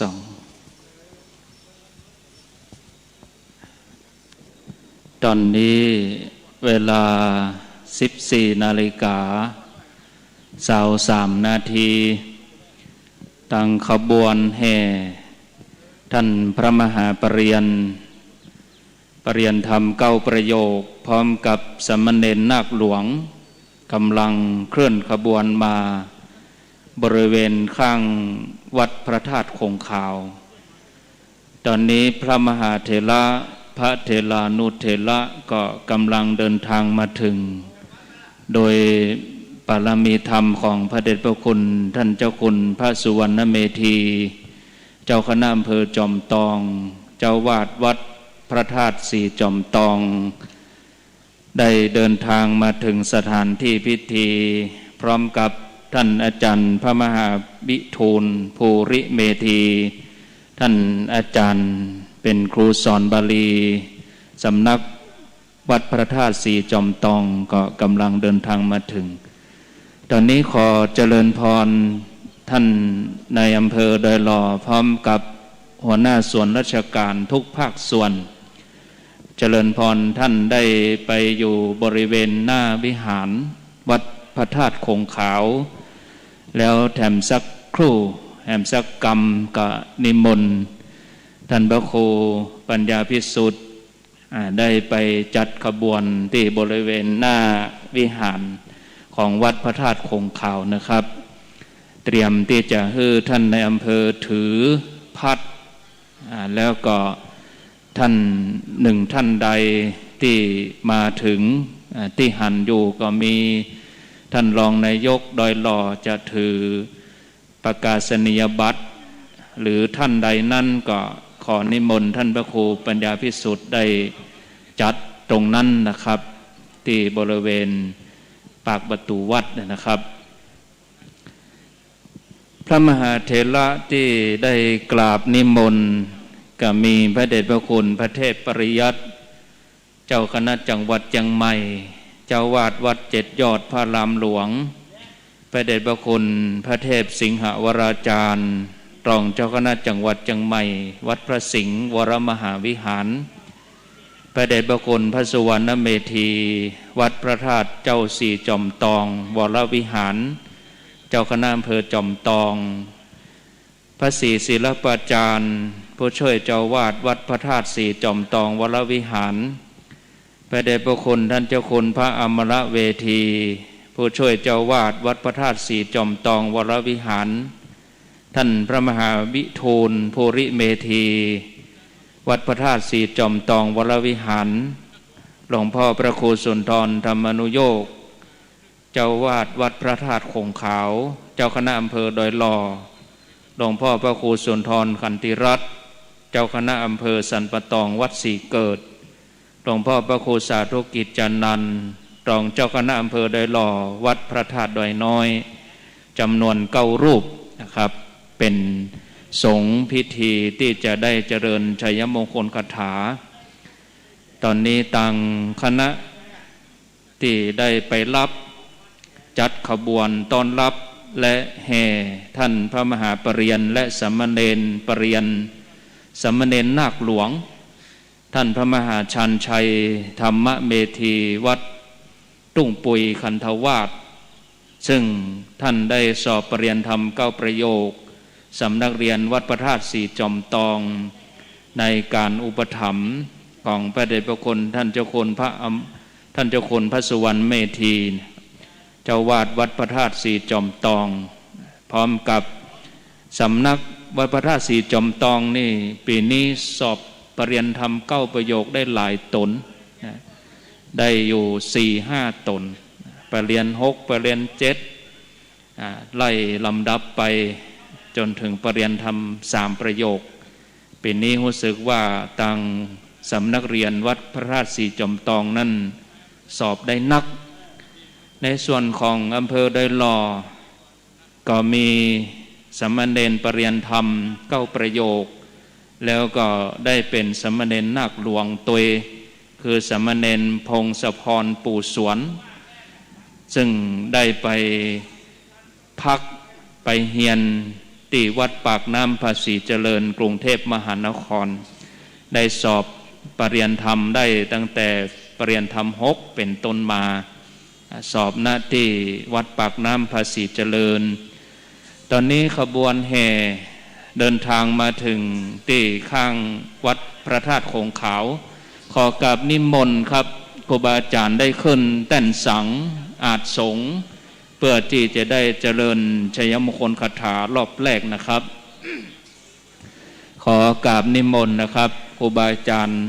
พระมหาเถระที่เดินทางมาถึงแล้วก็แตนไปก่อนนะครับนิมนต์ขึ้นแตนก่อนนะครับนิมนต์ท่านพระครูกัลยาณปามโมทท่านพระครูนิมนต์นะครับรอครูบาอาจารย์สักกรรมรอบแรกนี่ก่อนนิมนต์ขึ้นไปแตนก่อนนะครับเพื่อครบ9 รูปนะครับแหมสักกรรมถ้าช่วงพิธีก็ก้อยนิมนต์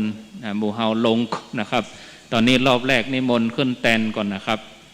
เพื่อเจริญชัยมงคลคาถาคณะที่ขบวนเดินทางมาถึง ต่างท่านในอำเภอโดยรอและส่วนราชการได้ถือพัดและประกาศนียบัตรเดินทางเข้าสู่วิหารนิมนต์พระสงฆ์ทั้ง9 รูปได้เจริญชัยมงคลคาถานะครับตอนนี้ขอนิมนต์ให้ครบ9 รูปก่อนนะครับตอนนี้ต่างที่หน้าวัดก็มีพี่น้องศรัทธาประชาชนนำโดยท่านในอำเภอโดยรอซึ่งท่านเป็นสุภาพสตรีท่านในอำเภอโดยรอนางวาสนาบุญธรรมช่วยได้เตรียมรอตั้งไว้ที่จะถือพัดแล้วก็ท่านนายกเทศมนตรีเทศบาลตำบลยางคำหน่วยงานองค์กรปกครองส่วนท้องถิ่นก็กำลังเตรียมที่จะต้อนรับอยู่ก็อนุโมทนาตังคณะวงดุริยางค์โรงเรียนสองแคววิทยาคมได้เดินทางผ่านไปที่ถือป้ายก็เป็นป้อหลวงป้อกำนันท่านสทอบตโดยในพื้นที่ก็มีตำบลยางคามและตำบลสันติสุขเป็นต้นส่วนที่เหลืองอารามนั่นก็เป็นคณะของสามเณรโรงเรียนวัดคงคาวิทยา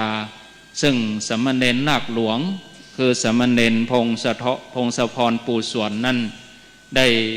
ห้ำเฮียนหนังสือที่โรงเรียนวัดคงคาวิทยาได้จบการศึกษาม.6 ก็เฮียนปริญญาเฮียนปริยัติแผนกบาลีควบคู่กันไปกับปริยัติสามัญก็จบม.6 ก็ไปเฮียนต่อ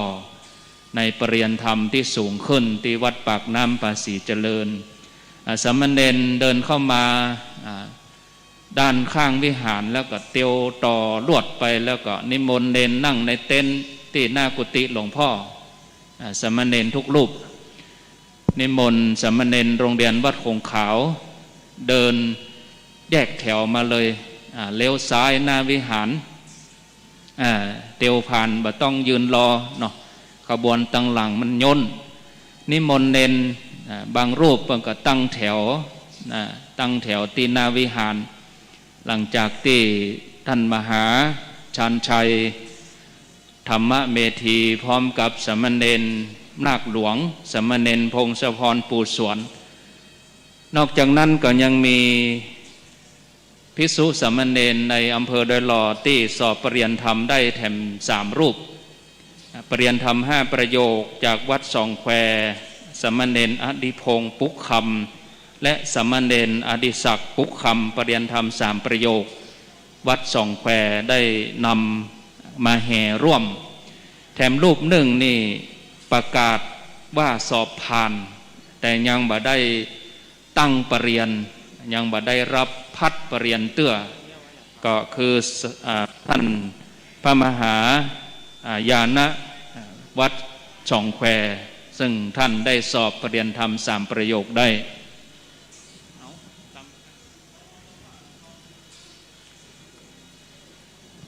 ตอนนี้ต่างคณะที่เตรียมรับพระมหาปริญญาและสามเณรนาคหลวงกำลังเดินทางมาถึงบริเวณวัดพระธาตุคงคาวทางส่วนราชการนำโดยท่านในอำเภอโดยรอและชมรมกำนันผู้ใหญ่บ้านในอำเภอโดยรอนำโดยพ่อกำนันบุญทรัพย์ปัญญาประธานชมรมกำนันผู้ใหญ่บ้านอำเภอโดยรอได้นำพี่น้องศรัทธาประชาชนได้ร่วมแสดงมุทิตาจิตต่อพระมหาซึ่งการสอบปริญญาธรรม9 ประโยคนั้นถือว่าเป็นการศึกษาสูงสุดของคณะสงฆ์ไทยญาติโยมทั้งหลายเป็นที่น่าอนุโมทนาศรัทธาเตรียมข้าวตอกดอกไม้โปรยตรงที่พัดปริญญาแล้วก็ประกาศนียบัตรเนอะญาติโยมจะไปเอาโปรยใส่หัวเปิ้นจะไปจ้งใส่หัวเปิ้นเอาโปรยใส่ประกาศนียบัตรเมื่อขบวนมาถึงก็เจริญพรขึ้นบนวิหาร ในส่วนราชการที่ใส่ชุดปกติขาวก็ขอเจริญพรขึ้นมาบนวิหารได้เลยตั้งบนก็ฝนก็โปรยปลายลงมาพอดีขบวนตั้งหลังก็แปรแถวเจริญพรขบวนท่านที่อยู่ตั้งหลังก็แปรแถวแยกย้ายไปนั่งประจำเต็นท์ขอเจริญพรส่วนท่านที่ใส่ชุดปกติขาวก็ขอเจริญพรขึ้นมาบนที่วิหารนี้ทั้งหมดตังเจ้าหน้าที่คณะกรรมการได้จัดเตรียมสถานที่ไว้ที่ในวิหารนี้ประมาณ100 ท่านโพธิยาโมเลสักยานางนันเทวัตเอวังตะวังเวชโยโหเหชยาสุชยมังอปลาสิตาปันลังแกเสเสปัทวิปกอภิเสกแกสัพพพุทธานังอาคาปะโตปโมทติสุนักสุมังคลังสุปปาตังสุโหเทตังสุขโนโหตจะสุเยทังพระมจาริสุปทักกายกรรมังวาจากรรมังปะทักบาราเกนังมโนกรรมังปะเนธิเตปะทัก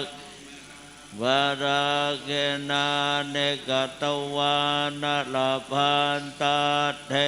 ปะทักเกเนชยันโตโมเล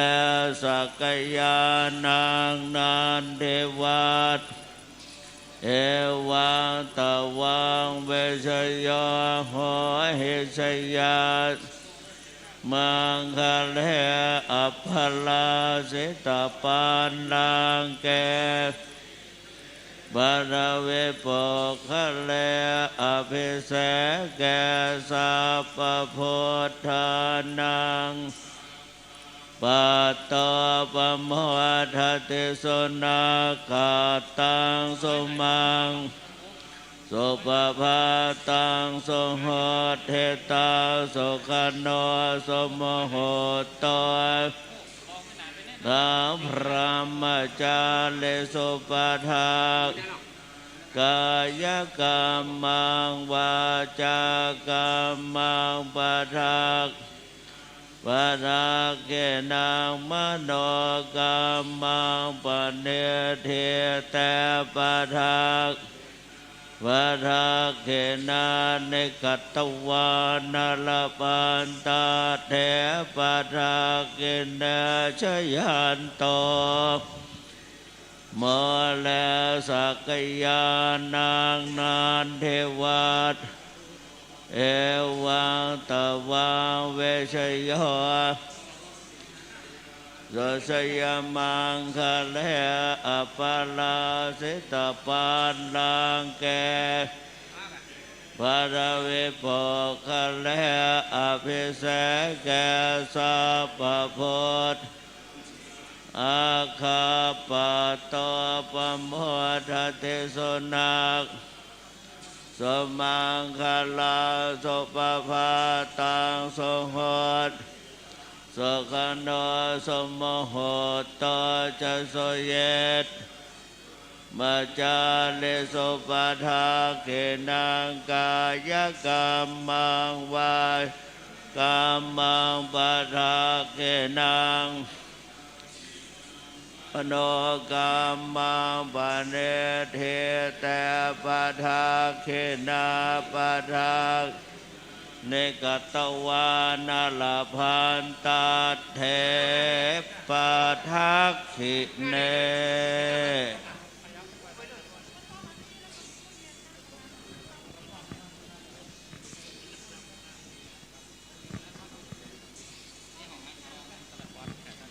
เชิญทุกท่านได้นั่งตามอัธยาศัย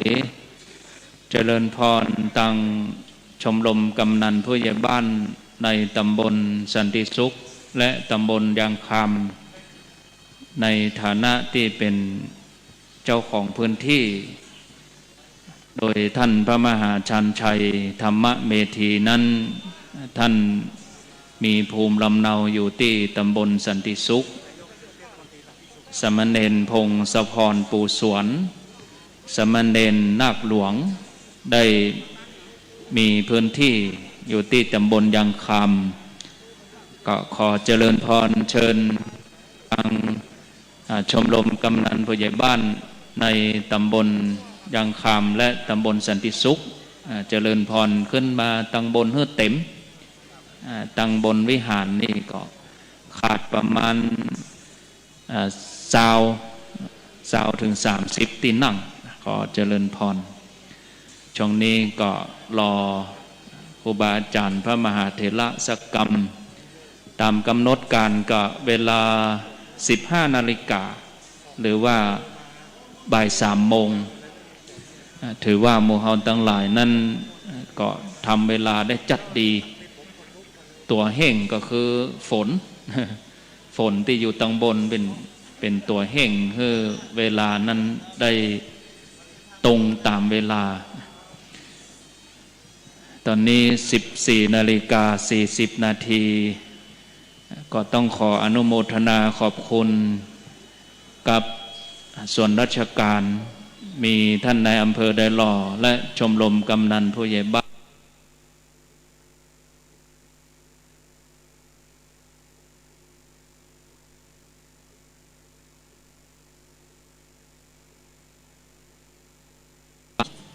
พระมหาเถระเจ้าอาวาสทุกวัดนะครับขอนิมนต์ที่บนวิหารนี่นะครับเจริญพรกันพ่อหลวงที่ใส่ชุดสีกากีพ่อหลวงผู้ช่วยสารวัตรพี่น้องที่ใส่ชุดสีกากีขอเจริญพรขึ้นมาบนวิหารเป็นเด้อเดี๋ยวรอหลวงพ่อจังหวัดเดินทางมาถึงแล้วก็จะได้ประกอบพิธีต่อไปเจริญพรโดยเฉพาะพ่อหลวงกำนันที่อุตส่าห์เตียวมาด้วยกันตะกี้เนอะเจริญพรขึ้นมาบนวิหารเพลงเต็มตึงชุดขาวชุดกากีแล้วก็โยมพ่อโยมแม่ของท่านมหาโยมพ่อโยมแม่ของสมณเณรพงศพรตัวเจริญพรขึ้นมาบนวิหารเพลงเนอะ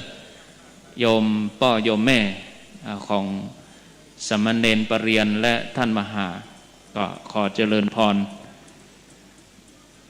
เจิญโยมพ่อโยมแม่ขึ้นมาตัวพ่อหลวงพ่อกำนันก็ขอเจริญพรขึ้นมาบนวิหาร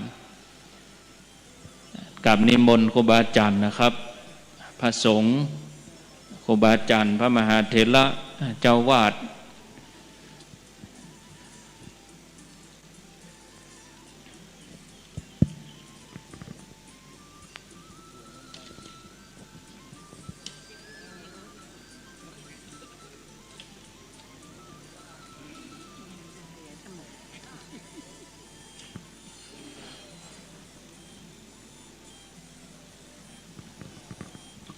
ตั้งหน้าวิหารบนนะครับก็ยังว่างอยู่ก็ขอนิมนต์นะครับภิกษุสามเณรในตำบลยางคำตำบลสันติสุขที่ได้ร่วมเดินด้วยกันมาตะกี้และสามเณรโรงเรียนวัดคงขาววิทยาตัว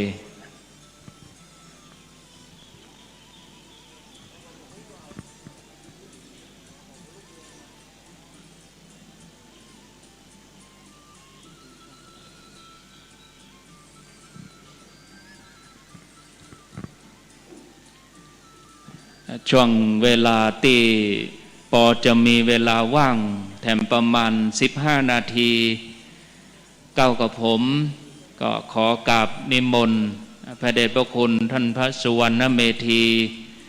เจ้าคณะอำเภอจอมตองเจ้าวาดวัดพระธาตุสีจอมตองวรวิหารในฐานะที่ได้เป็นครูบาอาจารย์สอนบาลี ได้เล่าเรื่องราวการห้ำการเฮียนบาลีเพื่อเป็นกำลังใจต่อลูกพระลูกเนนและต่อศรัทธาญาติโยมในช่วงเวลานี้สัก15 นาทีในฐานะที่เป็นเจ้าสำนักเรียนพระธาตุศรีจอมทองตัวกับนิมนต์ครับขอถวายความเคารพพระเดชพระคุณหลวงพ่อพระครูสุนทรธรรมานุยกเจ้าคณะอำเภอดอยหล่อและเจ้าอาวาสวัดพระธาตุคงขาวหลังท่านอาจารย์พระครูสาธุกิจนันท์รองเจ้าคณะอำเภอดอยหล่อเจ้าอาวาสวัดพระธาตุดอยน้อยที่เคารพอย่างสูงพระเถรานุเถระเจริญพรท่านนายอำเภอกำนันผู้ใหญ่บ้านท่านนายกเทศมนตรีตลอดถึงพี่น้องศิษย์ชาวชาวบ้านทั้งหลายทุกท่านและก็ขอแสดงความนับถือท่านประเรียนธรรมเก้าประโยคทั้งสองรูปและพระประเรียนธรรม6 ประโยค3 ประโยค5 ประโยคพระภิกษุสามเณรทั้งหลายทุกรูปเอามือลงได้ สมัยแต่ก่อนนั้นในพระพุทธศาสนานั้นมีธุระอยู่2 อย่าง1คันธธุระ2วิปัสสนาธุระการธธุระก็ได้แก่ตั้งแก่การศึกษาเราเรียนตั้งแต่ทำวัดสวดมนต์ตลอดถึงนักธรรมตรีโทเอกและก็บาลีเป็นบาลีและพระไตรปิฎกทั้ง45 เล่มเนี่ย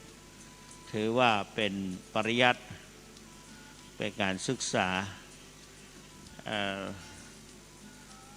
ในภาษาบาลีพูดกันว่าอัตโนปัญญานุรูเปนะเอกังวาทเวนิกายเยวาสกลังวาปนะเตปิติกังพุทธวจนังอุคันหิตวาตสัทธรนังกทนังวจนันติอิทันคดาทุรังนามะอันนี้เป็นขันธทุระสมัยก่อนเรียนประโยค4 ท่องกันเพื่อถ้าประตรงแบบก็สอบได้และก็วิปัสสนาธุระได้แก่การปฏิบัติกรรมฐานตั้งแต่ขันธ์5เนี่ยเอาขันธ์5เจริญขันธ์5หันเป็นไปตามกฎธรรมชาติคืออนิจจังทุกขังอนัตตาบาลีรับรองว่าสันละหุกะวุติโนอะไรสันละหุกะที่ปันตเสนาพระรัตสะอัตตภาเวขยะวยังวิปัสสาตจักริยาวิเศษนะวิปัสสนาทุลังวัฏเทตวาสาตจักริยาวิเศษนะจนถึงอรหัตตะขหานังและวิปัสสนาทุลังนามะคือการเจริญเริ่มตั้งพิจารณาดูความสิ้นไปความเสื่อมไปของสังขารทั้งหมดอันนี้เป็นหน้าที่ง่ายๆก็คือการคันธธุระในการสวดมนต์ภาวนาการศึกษานักธรรมตรีโทเอกทีนี้มาอู้ถึงบาลีเนี่ยมันมีอยู่2 อย่างที่คนที่สมัครเรียนบาลี1พ่อแม่ตุกมูจะไปเรียนอย่างเห็นนักธรรมตรีโทเอกก็เรียนไปแล้วก็จะไปเรียนมัธยมก็เพิ่นก็บ่ได้พ่อแม่สมัยก่อนมีลูกหลายเนาะก็ไปเรียนกันอย่างอาตมาเนี่ยลูกพ่อแม่มีลูก8 คนก่อนบ่สามารถจะส่งได้ไปเรียนบาลีคนอื่นเพิ่นไปเรียนเมธีวุฒิกรแล้วก็ธรรมราชศึกษาตัวเก่าหมูจะไปตั้งใดก็ไปเรียนบาลีที่ละปูน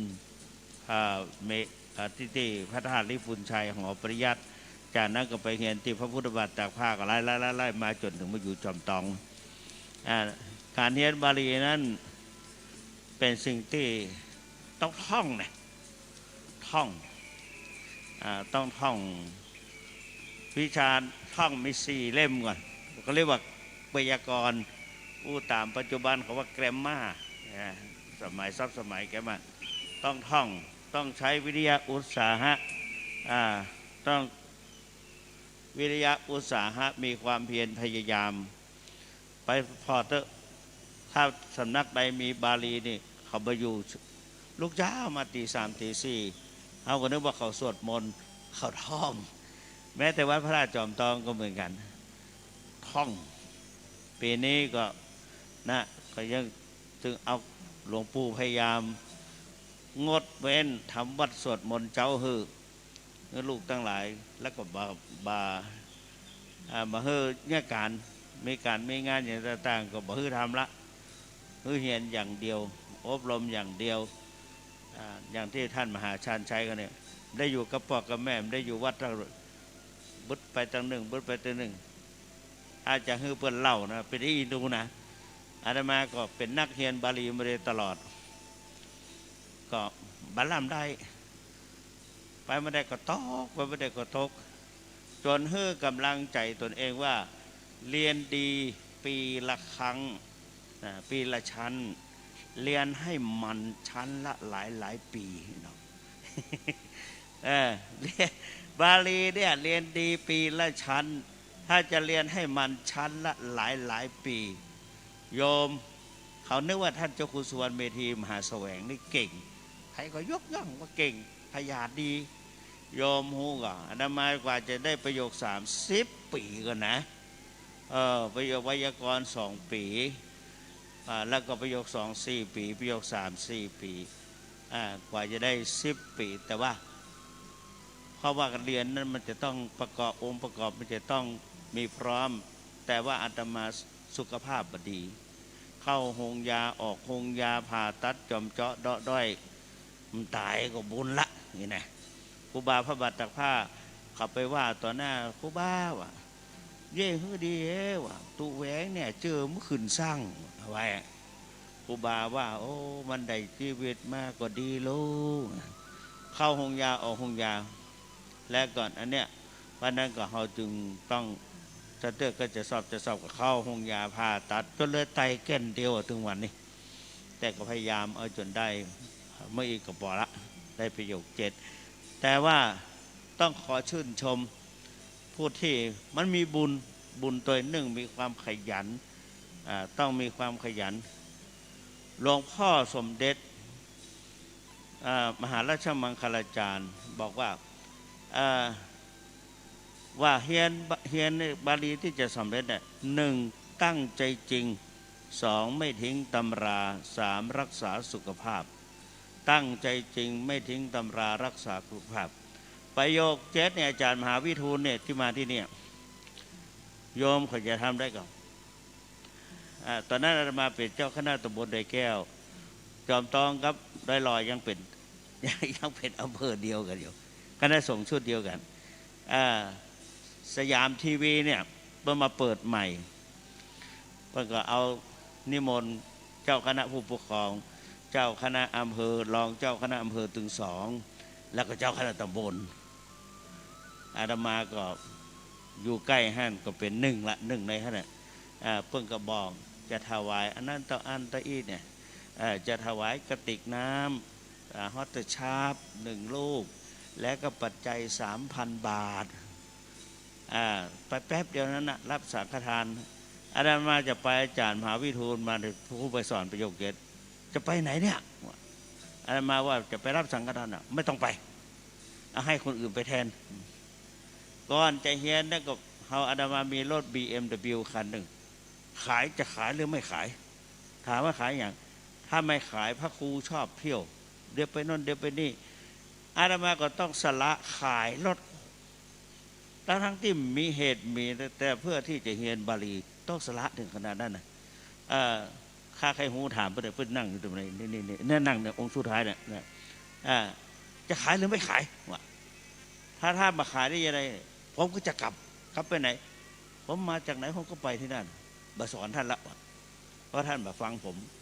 ก็เลยขายรถ BM ลงทุนเฮียนประโยค7เนี่ยถ้าได้นะเพราะนั้นจะต้องตั้งใจจริง ไม่ทิ้งตำรารักษาสุขภาพต้องสละต้องตั้งใจแต่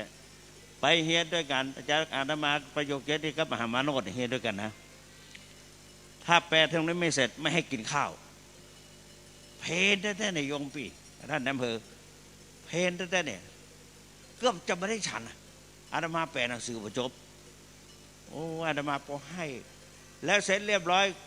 พอแปลตรงไหนแปลมาได้แปลยังถืออย่างเงี้ยนี่ไม่น่าจะกินข้าวอาตมาเป็นพระครูแก่แล้วก็ท่านเป็นผู้กี่ปีวะไม่ต้องไปกินข้าวไปกินหญ้าเสียเขาก็สะดุ้งหรอกกินหญ้าก็ควายนี่หรอกนะ ผมไม่ได้ว่าอาจารย์เป็นควายบอกว่าบอกไปกินหญ้าเฉยๆต้องอดกันนะมาให้มาทีนะนี่นั่งไอ้มาก็จำและสยามทีวีก็เหมือนกันแหละไอ้มาก็ฮือตู้เจ้าน้อยไปแตนในวันนั้นก็ตั้งแต่หันมาก็ถ้าเขาตั้งใจจริงๆก็มันก็ได้กรรมปีนั้นได้พร้อมกับมหามาโนดสอบประโยค7ได้พร้อมกันแต่ประโยค6นี่อาตมาได้ก่อนแล้วก็ประโยค7ได้พร้อมกันพอดีก็พอได้ประโยค7แล้วก็เปิ้นฮื้อเป็นเจ้าคุณเนี่ยแล้วก็ประพัดเป็นเจ้าคุณเนี่ยก็เลยไม่ได้เฮียนถ้าเฮียนประโยค8นี่สงสัยไม่ได้เฮียนเพราะว่าพระวิสุทธิวงศาจารย์ว่าไม่ต้องไปสอบหรอกถึงไปสอบก็ไม่ได้ไม่ใช่ดูถูกเพราะประโยค8นะยากที่สุดหลายคนถือว่าเป็นประโยคอาถรรพ์ไปตีดหลบอยู่ฮะนะบางรูปบางตนพดทบเอาไปมากกับตึก8อยู่ท่านตลอดเจ้าคุณอมราเวทีก็จนได้เดินมาได้องค์สุดท้ายประโยค8มาเอาแล้วอ่ะเปิดคือสมณศักดิ์ก็พอละเดี๋ยวไว้นะยากยิ่งประโยค9ต้องตัวเปิ้นอู้ประโยค9ก็ยิ่งยากอาจารย์มหาชันชัยก็ได้หลายปีกว่านะจะเฮียนประโยค9ผ่านแล้วก็สมณเณรนี่เพื่อก็เฮียนประสบความสำเร็จได้มันอาศัยองค์ประกอบหลายอย่างและถามว่าทำไมยังต้องไปเรียนบาลีเรียนบาลีได้อะไรพอดีอาตมาไปจำกลอนบทหนึ่งว่าเป็นสักกวาบาลีนี้จะบอกยุ่งแต่นอกในงามอารามสีเปรียบขนุนนอกสามเพราะหนามมีภายในสิรสกลมกล่อมหอมโอชาเมื่อแรกเดิมเริ่มเรียนแสนเวียนวุ่นชุลมุนอีอังให้กังขาเดี๋ยวรัศอีอูเดี๋ยวทีขาจับธาตุมาลงปัจจัยหมวดไหนกันยิ่งเริ่มแปลคำพีตอนนี้ยุ่งแสนนุงนางนอกในอย่าให้ฝันไวยากรณ์อ่อนไม่ได้รีบใช้พลันบาลีนั้นจึงจะแจ้งแต่งเข้าใจคำสอนใดเล่าดีอันมีค่าเปรียบมุกดาแก้วมณีที่สดใสที่เล่นอยู่ในถ้ำคำพีใดใช้บาลีนี่แหละนี่แหละไขให้เห็นจริงอันตำราทุกเล่มนั้นเต็มหมดด้วยเกณฑ์กฎหลักวิชาปรัชญาศิลป์แทรกปัญหาข้อคิดชีวิตจริงรวมสูตรอิงทฤษฎีชีวาคนซึ่งซับซ้อนซ่อนเร้นเป็นชอบชันคำสอนนั้นมากมายหลายเหตุผลทั้งจำเพาะตัวประชาและสากลรวมมงคลปรัชญามากอนันต์สมเด็จพระบรมศาสดาทรงประกาศสอนนักปราชญ์สัตว์เวไนยได้สุขให้สุขสันต์ตัดดิ้นรนพ้นทุกข์พบสุขกันบาลีนั้นมีดีเช่นนี้เอ่ยบาลีโอ้ถ้าไปหันที่ไปเขียนมันเงียนยากอย่างใดนะไปอ่านแล้วใจอ่อนต้องใช้วิทยาอุตสาหะต้องใช้แต่ก็มีบุญเข้าใจว่าพระมหาเถระมาเจ้าคณะจังหวัดวันนี้นิมนต์กราบอาราธนาเจ้าคณะจังหวัดเชียงใหม่ประเรียนธรรม7ประโยควันนี้ก็บาลีที่เฮียนล้มลุกคุกครานเพราะที่บัดสำเร็จยิ่งเจ้าสำนักเรียนบัดได้เป็นปรริญญาเนี่ยซ้ำลำบากเพราะตัวเก่า แม่ทัพบ่ได้เป็นบ่สำเร็จบ่ได้ฝึกวิชามาเราต้องอาศัยไปจ้างครูไปขออ่อนต้องง้อแต่ที่วัดพระธาตุจอมทองไปได้ตลอดเนี่ยเพราะอาตมาเป็นมหาตัวเฮียนไปตัวแล้วก็พออาตมาอ่อนกำลังลงก็มีเจ้าคุณอมราชได้แซมขึ้นมาแถมแล้วก็มีคนอื่นมาแล้วก็มีได้อาจารย์มหาวิทูลได้มหาปรริญญาต่างๆมาช่วยเหลือเกื้อกูลกันจึงสำเร็จและก็หมู่มีเจ้าหมู่เจ้าฝูงเนี่ยเข้ามาเฮียนนักกันแข่งกันแซงกันฟิวเฝ้าฟิวเฝ้าแล้วก็มันก็เลยม่วนนะปีที่อาตมาเห็นประโยคปท7อาจารย์มหาวิทูลภูริเมธีเรียนทำ9ประโยคอาจารย์วิทูลนิมนต์นี่กันจะให้เล่าตอนที่ประโยค7ผมเรียนประโยค7นะเพิ่นว่าปีนั้น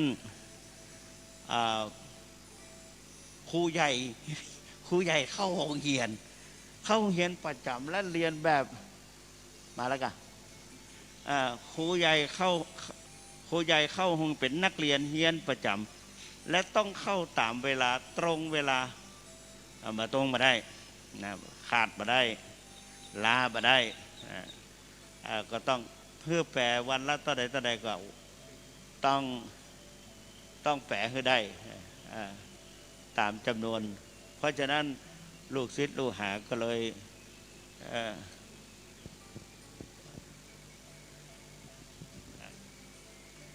ลูกศิษย์ลูกหาก็เลยแข่งกัน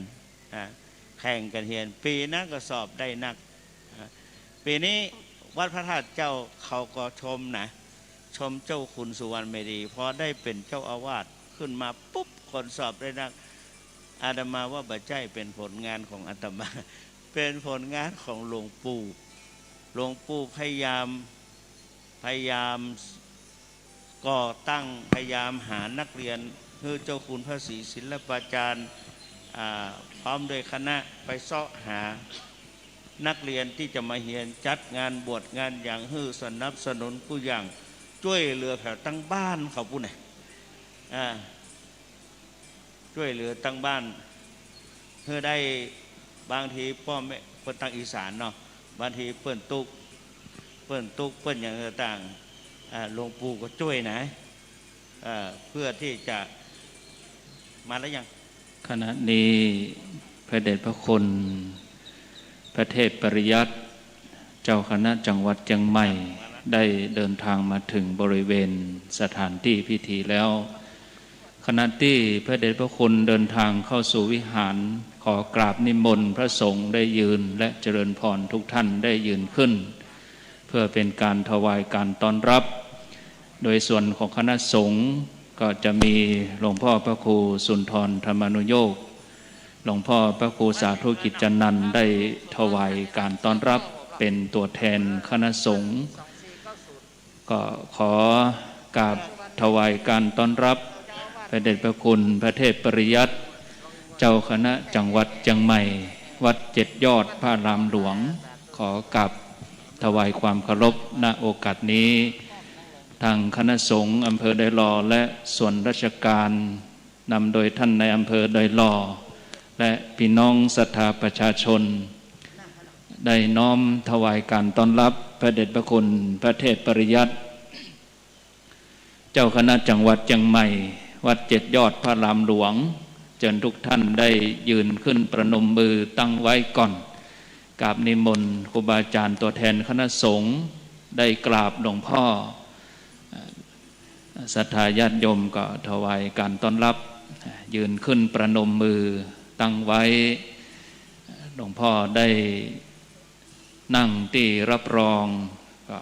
ขอนิมนต์ครูบาอาจารย์ได้นั่งแล้วก็เชิญทุกท่านได้นั่ง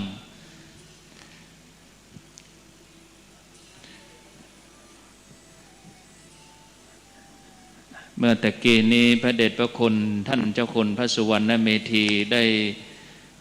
กล่าวเรื่องราวการเรียนบาลีว่ามีความทุกข์ยากลำบากมากมายต้องฟันฝ่าอุปสรรคต่างๆการเรียนบาลีนั่นไม่ใช่ของง่าย แต่ก็มีผู้สอบได้ไม่ยากเกินไปถ้ามีความเพียรถ้าพระเดชพระคุณท่านเจ้าคุณยังมีเรื่องราวจะเล่าให้พระเนรลูกหลานต่อก็นิมนต์นะครับแหมสักน้อยก็ได้นะครับขอกราบนิมนต์พระเดชพระคุณนิมนต์ครับเมื่อก่อนนั่นน่ะเมื่อก่อนนั้นเรียน8 ภาคเรียน8 ภาคหมายว่าหนังสือ8 เล่มเรียนพร้อมกันทั้งไวยากรณ์สอบ8 เล่มยังไม่มีประโยค1 2เข้ามาเรียนแบบพระเดชพระคุณหลวงพ่อเจ้าคณะจังหวัดเชียงใหม่รูปปัจจุบันนี้องค์ปัจจุบันนี้ไม่ได้เรียนประโยค1 2ปีพุทธศักราช2512มาเปลี่ยนแต่เจ้าคุณสุวรรณเมธีนี่ไปเรียนพศ515ก็เลยได้เรียนประโยค1 2ขนาดเรียนประโยค1 2ด้วยถูกแบ่งออกมาแล้วยังใช้เวลา10 ปีเนี่ยหลวงพ่อเรียนไม่กี่ปีได้นะได้ประโยคแล้วก็ได้ประโยคปท7ด้วยนะสมัยก่อนหลวงพ่อแสดงว่าสมัยก่อนเนี่ยเรียนเยอะพอออกมาแล้วสอบมาแล้วได้ทีละกี่รูป2 รูป3 รูปนะเรียนเป็น30 40ได้2 รูป3 รูปไอ้นั้นบาลีนั่นน่ะโอ้โหแต่ว่าทำให้ขี้เกียจใช่ไหมไม่ขี้เกียจแต่มันก็ครูบาอาจารย์หายาก1 2หนังสือหนังหาก็หายากหนังสือหนังหายากเพราะฉะนั้นอาตมาจึงเห็นว่าสมัยก่อนอาตมาอยู่สันกำแพงวัดกอเสลียมสูงไปค้นตู้อาตมาเป็นสามเณรชอบค้นตู้หนังสือไปเห็นไวยากรณ์พระแยงพระอธิการแยงยานรังสีเป็นญาติตนเองเห็นไวยากรณ์มีเยอะแยะเลย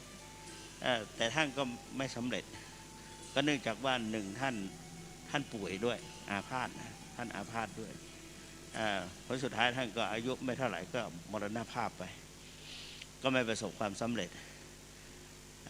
เพราะฉะนั้นการเรียนเนี่ยมันก็เป็นอย่างนี้แหละแต่ว่าด้วยวิริยะอุตสาหะคนสมัยแต่ก่อนใช้กะลามะพร้าวกินข้างในมันอะไรเรียบร้อยหรือบางทีก็ใช้มะพร้าวเป็นลูกๆเนี่ยเอามาหนุนหัวถ้าว่ามะ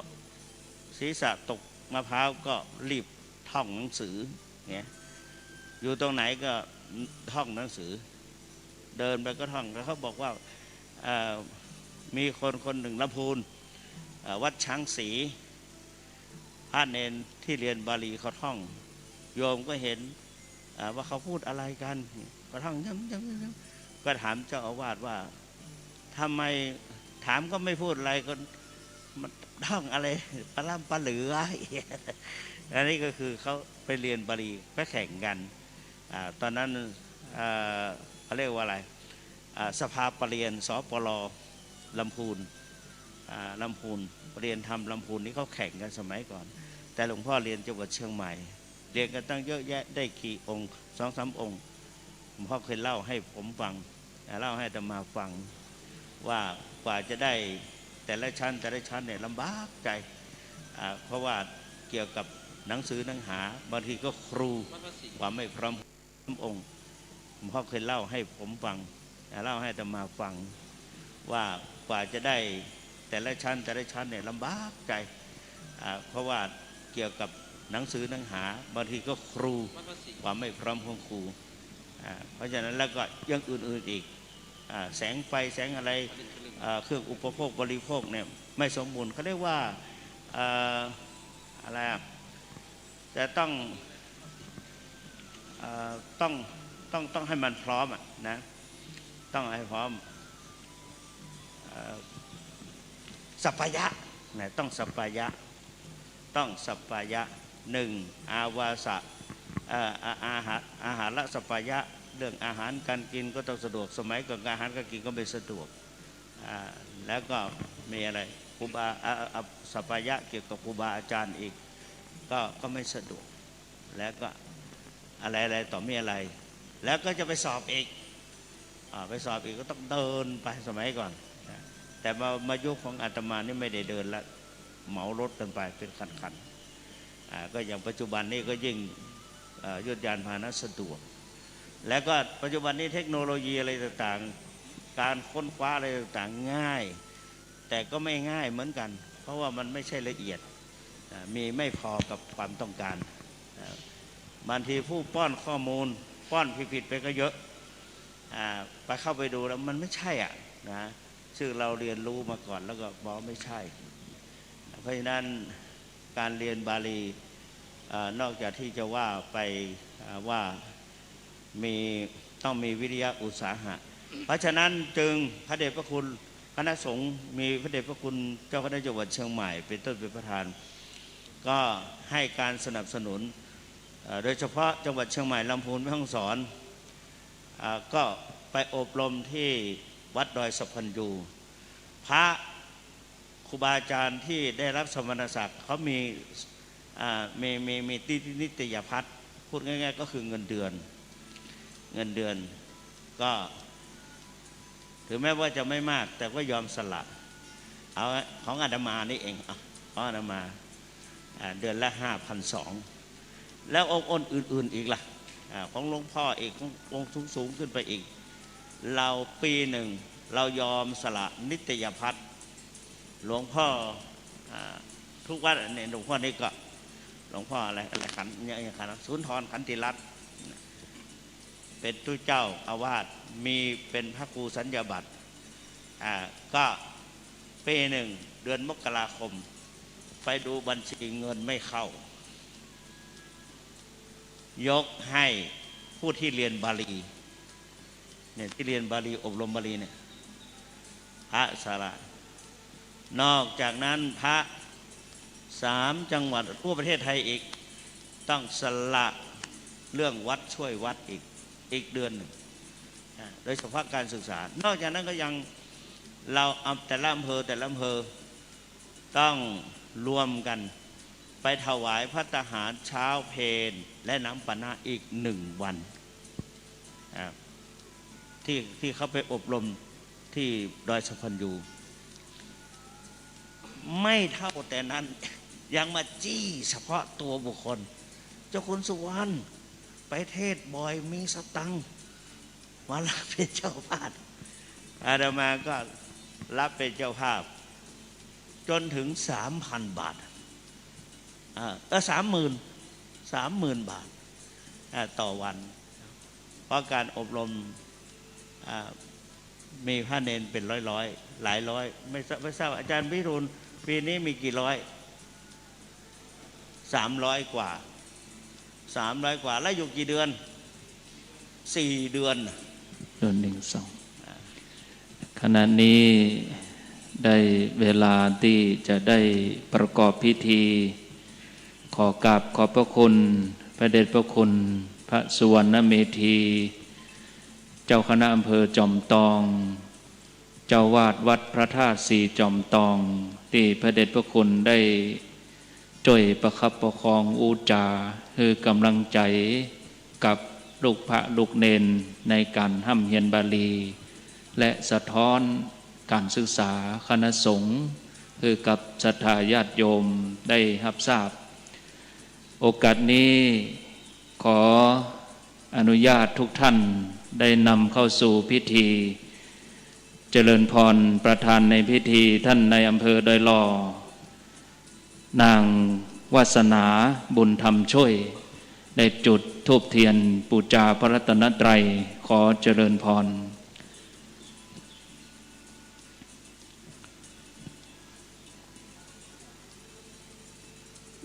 เชิญทุกท่านได้ประนมมือ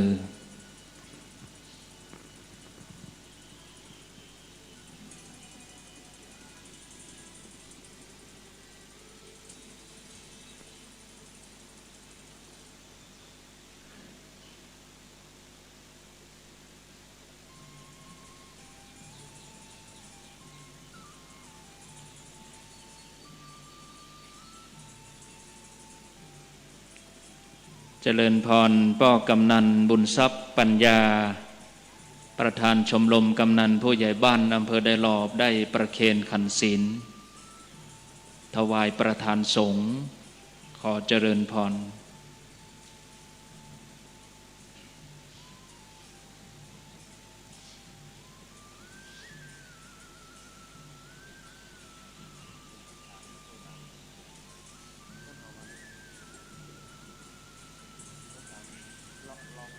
เชิญทุกท่านได้ไหว้พระสมทานศีลพร้อมกันณบัดนี้อิมินาสการณะพุทธังอภิปูชยามะอิมินาสการณะธัมมังอภิปูชยามะอิมินาสการณะสังฆังอภิปูชยามะอะระหังสัมมาสัมพุทโธภควาพุทธังภควันตังอภิวาเทมิสวากขาโตภควตาธัมโมธัมมังนัมสสามิสุปฏิปันโนภควโตสาวกสังโฆสังฆังนะมามิมะยังพันเตวิสุงวิสุงรักขานาทายะติสารเนนะสหปัญจศีลานิยาจามะทุติยัมปิมะยังพันเตวิสุงวิสุงรักขานาทายะติสารเนนะสหปัญจศีลานิยาจามะตติยัมปิมะยังพันเตวิสุงวิสุงรักขานาทายะติสารเนนะสหปัญจศีลานิยาจามะนะโมตัสสะภะคะวะโตอะระหะโตสัมมาสัมพุทธัสสะนะโมตัสสะภะคะวะโตอะระหะโตสัมมาสัมพุทธัสสะนะโมตัสสะภะคะวะโตอะระหะโตสัมมาสัมพุทธัสสะนะโมตัสสะภะคะวะโตอะระหะโตสัมมาสัมพุทธัสสะนะโมตัสสะภะคะวะโตอะระหะโตสัมมาสัมพุทธัสสะนะโมตัสสะภะคะวะโตอะระหะโตสัมมาสัมพุทธัสสะพุทธังสรณังคัจฉามิพุทธังสรณังคัจฉามิธัมมังสรณังคัจฉามิธัมมังสรณังคัจฉามิสังฆังสรณังคัจฉามิสังฆังสรณังคัจฉามิทุติยัมปิพุทธังสรณังคัจฉามิทุติยัมปิพุทธังสรณังคัจฉามิทุติยัมปิธัมมังสรณังคัจฉามิทุติยัมปิธัมมังสรณังคัจฉามิทุติยัมปิสังฆังสรณังคัจฉามิทุติยัมปิสังฆังสรณังคัจฉามิตติยัมปิพุทธังสรณังคัจฉามิตติยัมปิพุทธังสรณังคัจฉามิต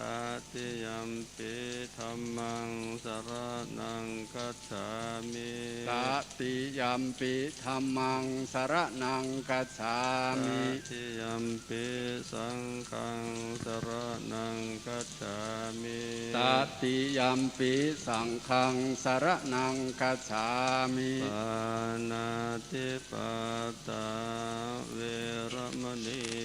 สิกข ขาปะตังสมาธิยามิ ปานาติปาตาเวรมณีสิกขาปะตังสมาธิยามิ อาทินนาตานาเวรมณีสิกขาปะตังสมาธิยามิ อาทินนาตานาเวรมณีสิกขาปะตังสมาธิยามิ กาเมสุมิจฉาจาราเวรมณีสิกขาปะตังสมาธิยามิ กาเมสุมิจฉาจาราเวรมณีสิกขาปะตังสมาธิยามิ โมสาวาตาเวรมณีสิกขาปะตังสมาธิยามิ มุสาวาตาเวรมณีสิกขาปะตังสมาธิยามิ สุราเมรยมัจจปมาทฐานาเวรมณีสิกขาปะตังสมาธิยามิ สุราเมรยมัจจปมาทฐานาเวรมณีสิกขาปะตังสมาธิยามิ อิมานิปัญจสิกขาปทานิสีเลนะสุขติงยันติสีเลนะโภคสัมปทา สาธุ สีเลนะนิพพุติงยันติตัสมาสีรังวิโสทะเย สาธุสาธุสาธุ ในนามคณะสงฆ์อำเภอดอยหล่อขอกราบนิมนต์หลวงพ่อพระครูสุนทรธรรมานุโยคได้ถวายเครื่องสักการะต่อประธานสงฆ์หลวงพ่อพระเทพปริยัติเจ้าคณะจังหวัดเชียงใหม่วัดเจ็ดยอดขอกราบนิมนต์ครับ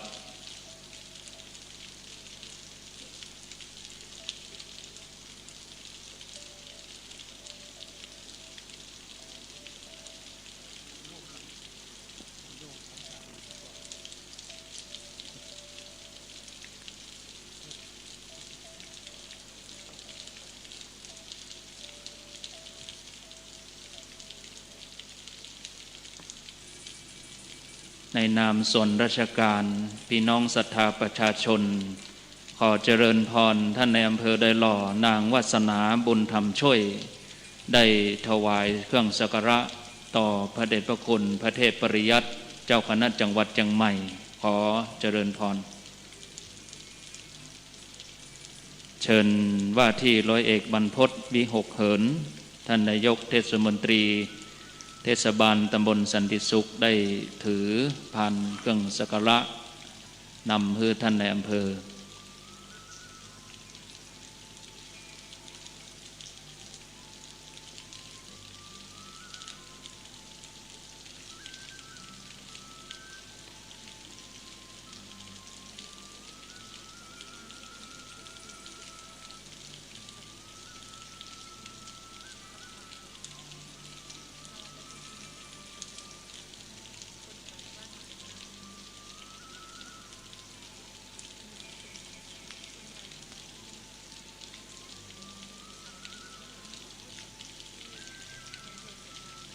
ขอกราบนิมนต์ท่านพระมหาชาญชัยธรรมเมธีเปลี่ยนธรรม9ประโยคได้ถวายเครื่องสักการะต่อพระเดชพระคุณพระเทพปริยัติขอนิมนต์ครับ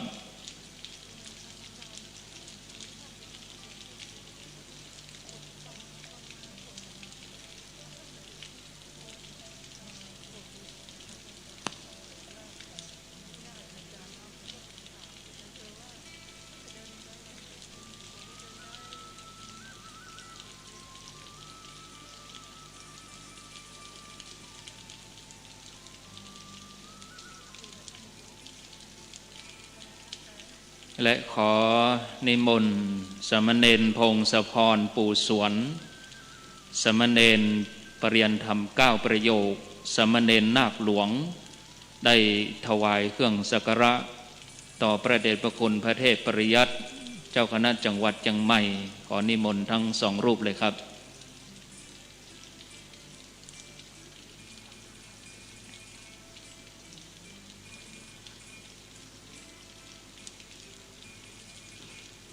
และลำดับสุดท้ายในนามชมรมกำนันผู้ใหญ่บ้านอำเภอดอยหล่อขอเจริญพรพ่อกำนันบุญทรัพย์ปัญญาประธานชมรมกำนันผู้ใหญ่บ้านอำเภอดอยหล่อได้ถวายเครื่องสักการะต่อพระเดชพระคุณพระเทพปริยัติเจ้าคณะจังหวัดเชียงใหม่ประธานสงฆ์ขอเจริญพร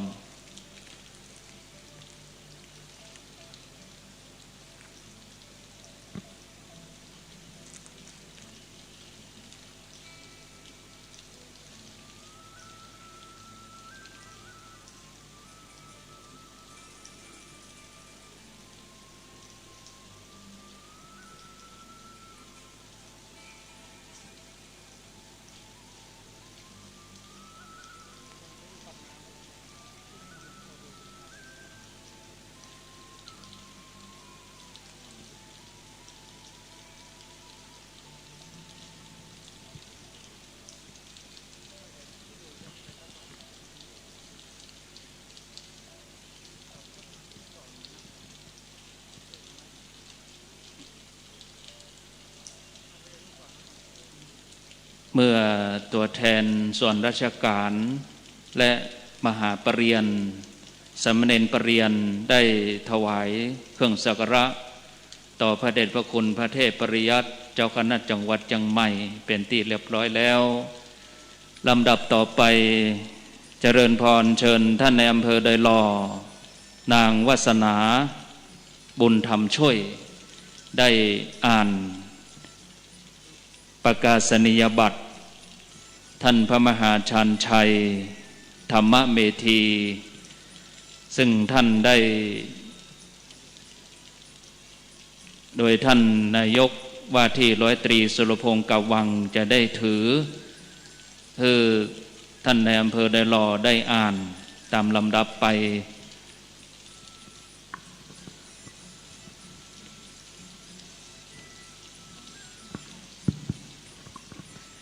ด้วยพระบรมราชูปถัมภ์สมเด็จพระสังฆราชสกลมหาสังฆปรินายกโปรดให้มีการสอบพระปริยัติธรรมสนามหลวงพระมหาชาญชัยธรรมเมธีนามสกุลกองจันทร์อายุ30 ปีพรรษา11วัดพระธาตุศรีจอมทองสำนักเรียนคณะจังหวัดเชียงใหม่สอบไล่ได้ปริญญาธรรม9ประโยคพุทธศักราช 2565 จึงให้ปริญญาบัตรฉบับนี้ไว้เป็นสำคัญมีศักดิ์และสิทธิ์แห่งปริญญานี้ทุกประการขอให้เจริญในธรรมเป็นนิจเทินให้ไว้ณวันที่14เดือนพฤษภาคมพุทธศักราช 2565 นายอนุชานาคาสายรัฐมนตรีประจำสำนักนายกรัฐมนตรีปฏิบัติราชการแทนนายกรัฐมนตรีพระพรหมโมลีนายกองบาลีสนามหลวงเชิญท่านในอำเภอได้อ่านปริญญาบัตรปริญญาธรรม9ประโยคของสมณเณรพงศธรปู่ส่วนขอเจริญพร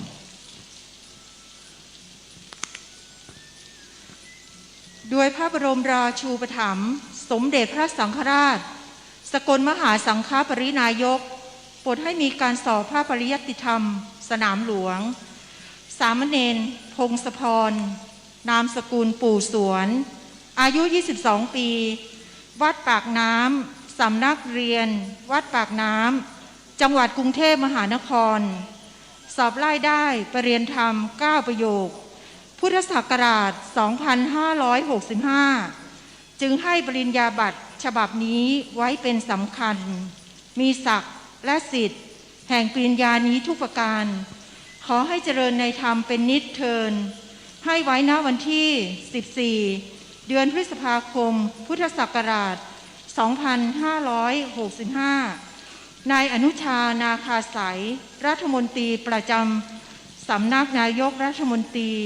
ปฏิบัติราชการแทนนายกรัฐมนตรีพระพรหมโมลี นายกองบาลีสนามหลวง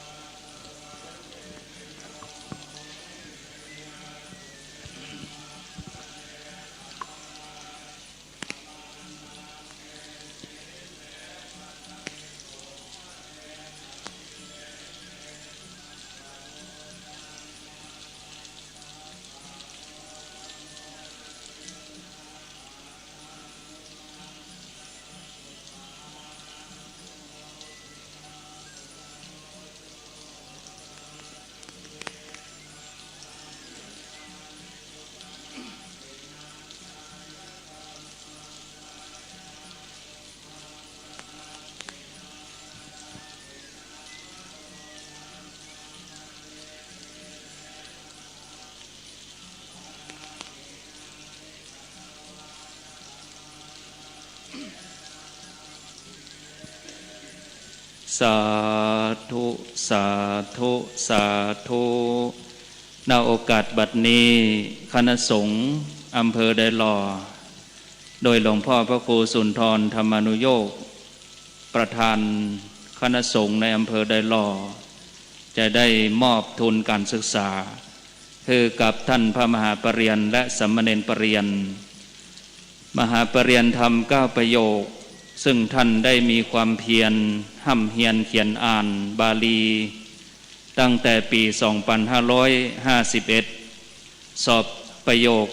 1-2 สำนักวัดคันธวาสตุ้งปุยจนถึงปี 2555 สอบปรริญญาธรรม 5 ประโยคสำนักเรียนวัดคันธวาสตุ้งปุยหลังจากนั้นท่านก็ไปห้ำเฮียนศึกษาตั้งแต่ปรริญญาธรรม 6 ประโยคตั้งแต่ปี 2557 ณ วัดพระธาตุสีจอมตอง 2558 สอบปรริญญาธรรม 7 ประโยคได้สำนักวัดพระธาตุสีจอมตอง 2561 สอบปรริญญาธรรม 8 ประโยคสำนักวัดพระธาตุสีจอมตอง ณ ปี 2565 สอบปรริญญาธรรม 9 ประโยค ณ วัดพระธาตุสีจอมตองสามเณรรูปหนึ่งซึ่งสอบปรริญญาธรรมตั้งแต่ประโยค 1-2 จนถึงประโยค 9สามเณรรูปนี้มีภูมิลำเนาอยู่ที่อำเภอดอยหล่อบ้านหนองลั่วตำบลยางคำอำเภอดอยหล่อจังหวัดเชียงใหม่ได้ร่ำเรียนเรียนหนังสือชั้นมัธยมศึกษาณโรงเรียนปริยัติธรรมวัดคงขาววิทยาจากนั้นก็ไปเรียนปรริญญาธรรมแผนกบาลีตั้งแต่ปี 2557 จนถึงปี 2561 จบปรริญญาธรรม 6 ประโยคณสำนักเรียนคณะจังหวัดเชียงใหม่วัดหนองลั่วปีพ.ศ. 2562 สอบปรริญญาธรรม 7 ประโยคสำนักเรียนวัดปากน้ำปี 2564 สอบจบปรริญญาธรรม 8 ประโยคสำนักเรียนวัดปากน้ำและปี 2565 สอบได้ปรริญญาธรรม 9 ประโยคสำนักเรียนวัดปากน้ำโดยสามเณรรูปนี้ได้ทำหน้าที่ตั้งแต่ปี 2563 เป็นหัวหน้าสามเณรวัดปากน้ำและสามเณรรูปนี้ได้เป็นสามเณรนาคหลวงรูปที่ 18 แห่งสำนักเรียนวัดปากน้ำขอกราบนิมนต์ท่านพระมหาชันชัยธรรมเมธีและสามเณรพงศธรปู่สวนได้รับทุนจากคณะสงฆ์อำเภอไดหล่อขอกราบนิมนต์หลวงพ่อได้มอบครับ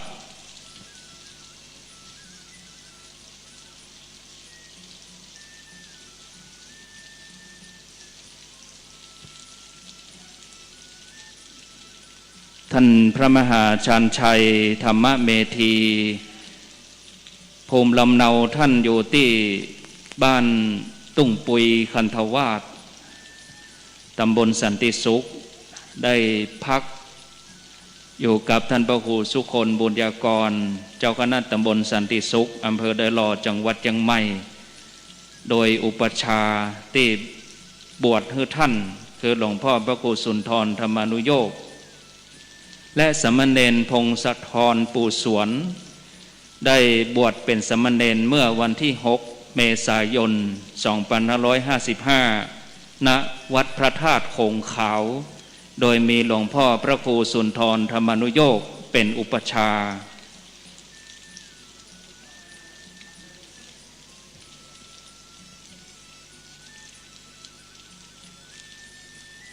ลำดับต่อไปจะเป็นการกล่าวคำมุทิตาจะได้ขอเจริญพรท่านในอำเภอดอยหล่อนางวาสนาบุญธรรมช่วยในนามส่วนราชการอำเภอดอยหล่อ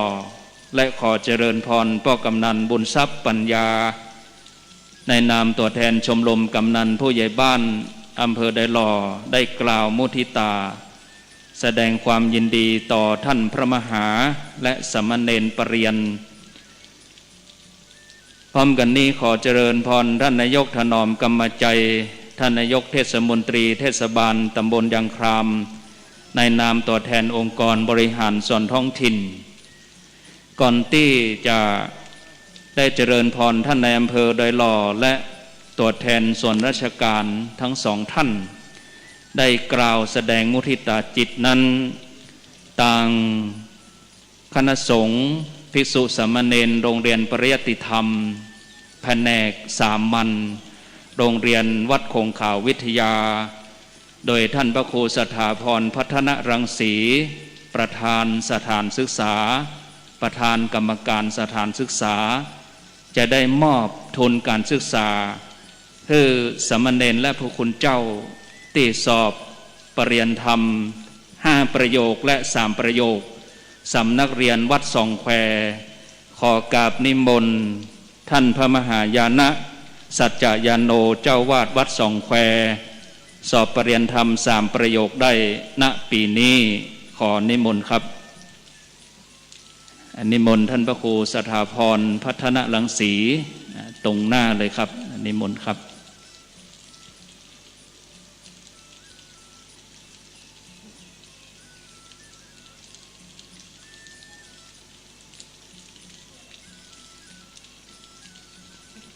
ท่านพระมหายานะสัจจยาโนสอบปริญญาธรรม3ประโยคได้ซึ่งเป็นเจ้าวาดวัดสองแควและมีสามเณรลูกวัดสอบปริญญาธรรม5ประโยคได้1รูปคือสามเณรอดิพงศ์ปุกคำสอบปริญญาธรรม5ประโยควัดสองแควและสามเณรอดิศักดิ์ปุกคำสอบปริญญาธรรม3ประโยคได้สำนักวัดสองแควอำเภอดอยหล่อซึ่งสามเณรทั้งสองนั้นเป็นพี่น้องกันเป็นกู้แฝดปัจจุบันไปเรียนหนังสือที่มหาวิทยาลัยมหาจุฬาลงกรณราชวิทยาลัยวิทยาลัยสงขลาปูนก็ขออนุโมทนากับพี่น้องศรัทธาญาติโยมที่ได้อุปถัมภ์ดูแลพระสงฆ์สามเณรตยณโอกาสบัดนี้ขอเจริญพรเชิญท่านในอำเภอดอยหล่อนางวาสนาบุญธรรมช่วยในนามส่วนราชการข้าราชการอำเภอดอยหล่อได้กล่าวแสดงมุทิตาจิตขอเจริญพรเชิญท่านได้ยืนตรงกลางวิหารเลยขอเจริญพร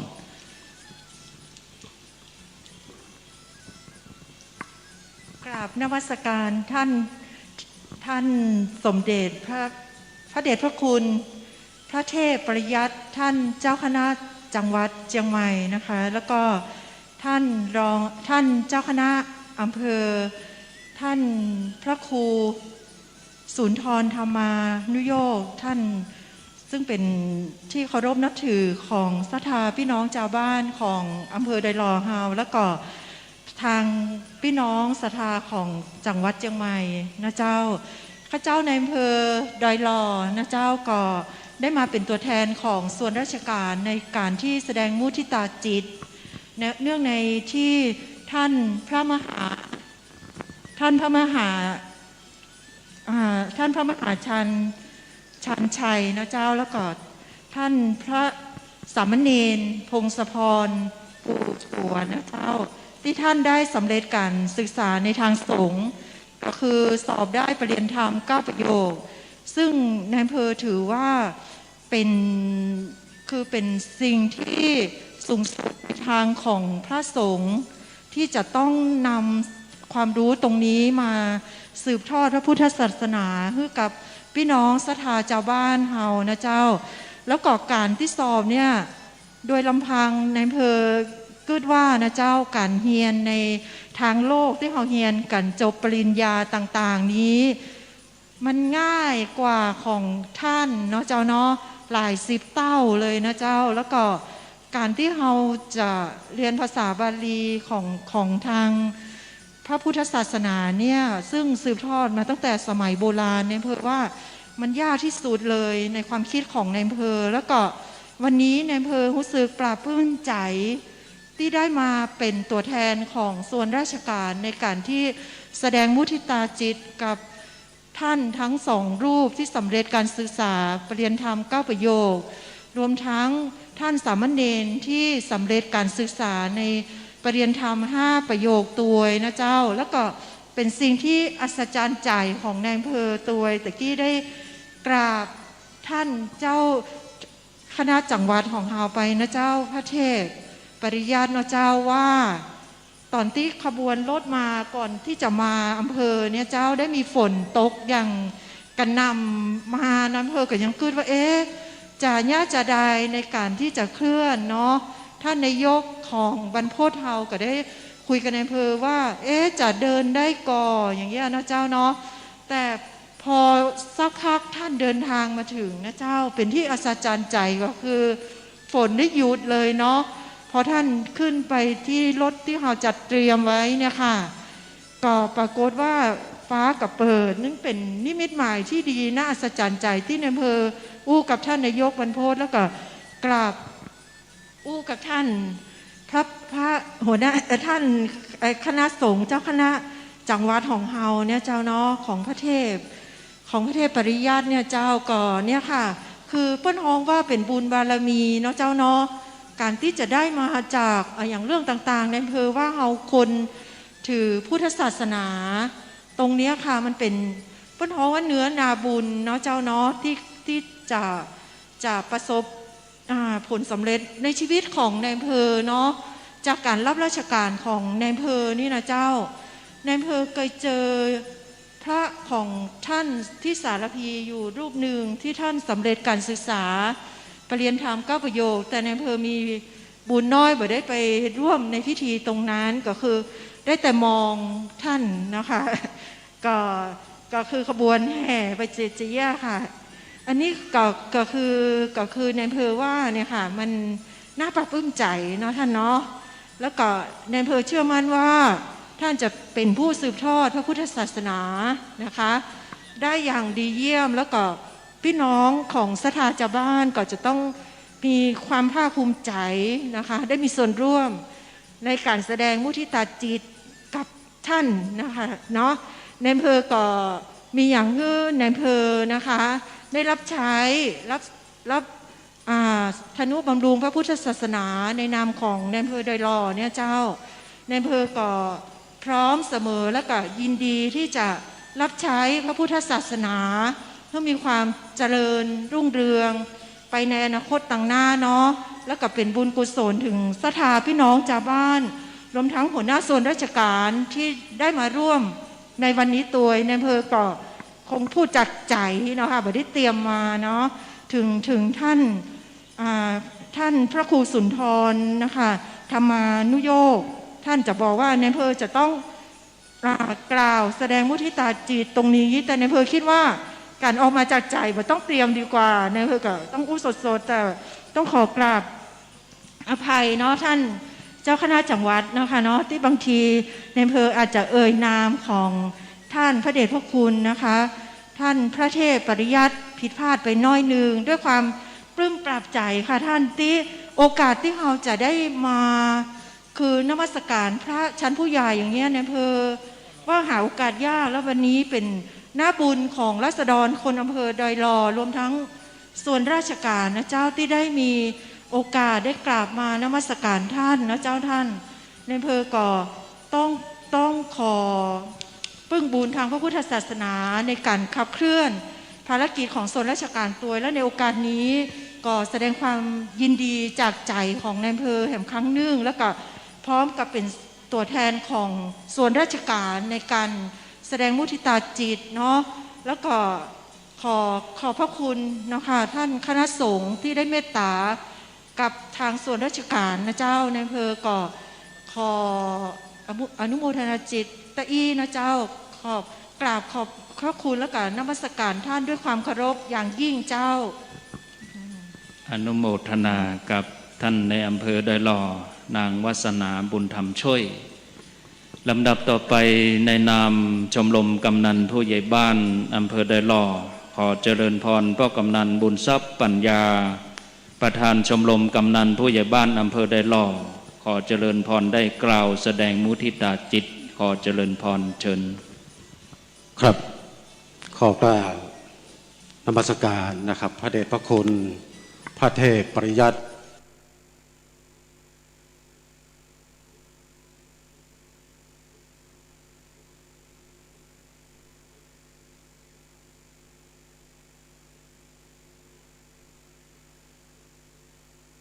การชมรมกำนันผู้ใหญ่บ้านอำเภอดอยหล่อการชมรมกำนันผู้ใหญ่บ้านอำเภอดอยหล่อขอเจริญพรได้กล่าวแสดงมุทิตาจิตขอเจริญพรเชิญครับขอกล่าวนมัสการนะครับพระเดชพระคุณพระเทพปริยัติการชมรมกำนันผู้ใหญ่บ้านอำเภอดอยหล่อขอเจริญพร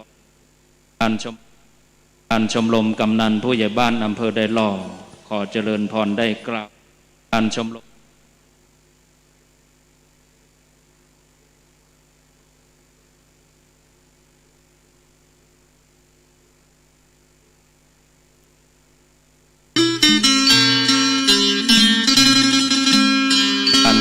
กำนัน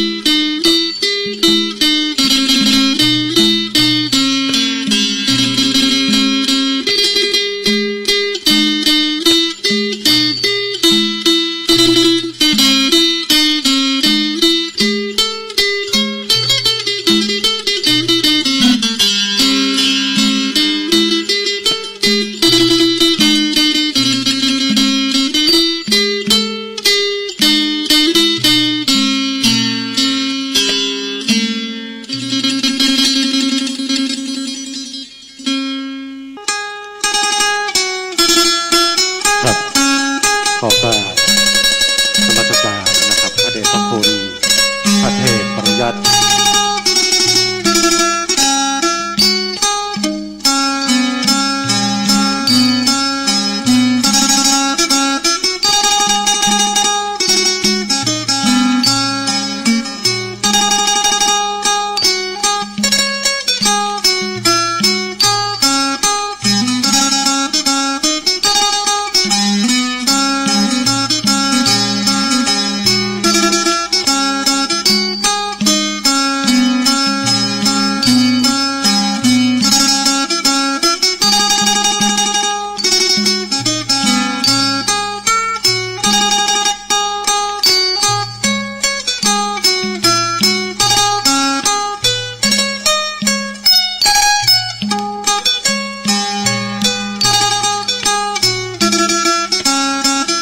ครับขอกราบนมัสการนะครับพระเดชพระคุณพระเทพปริยัติ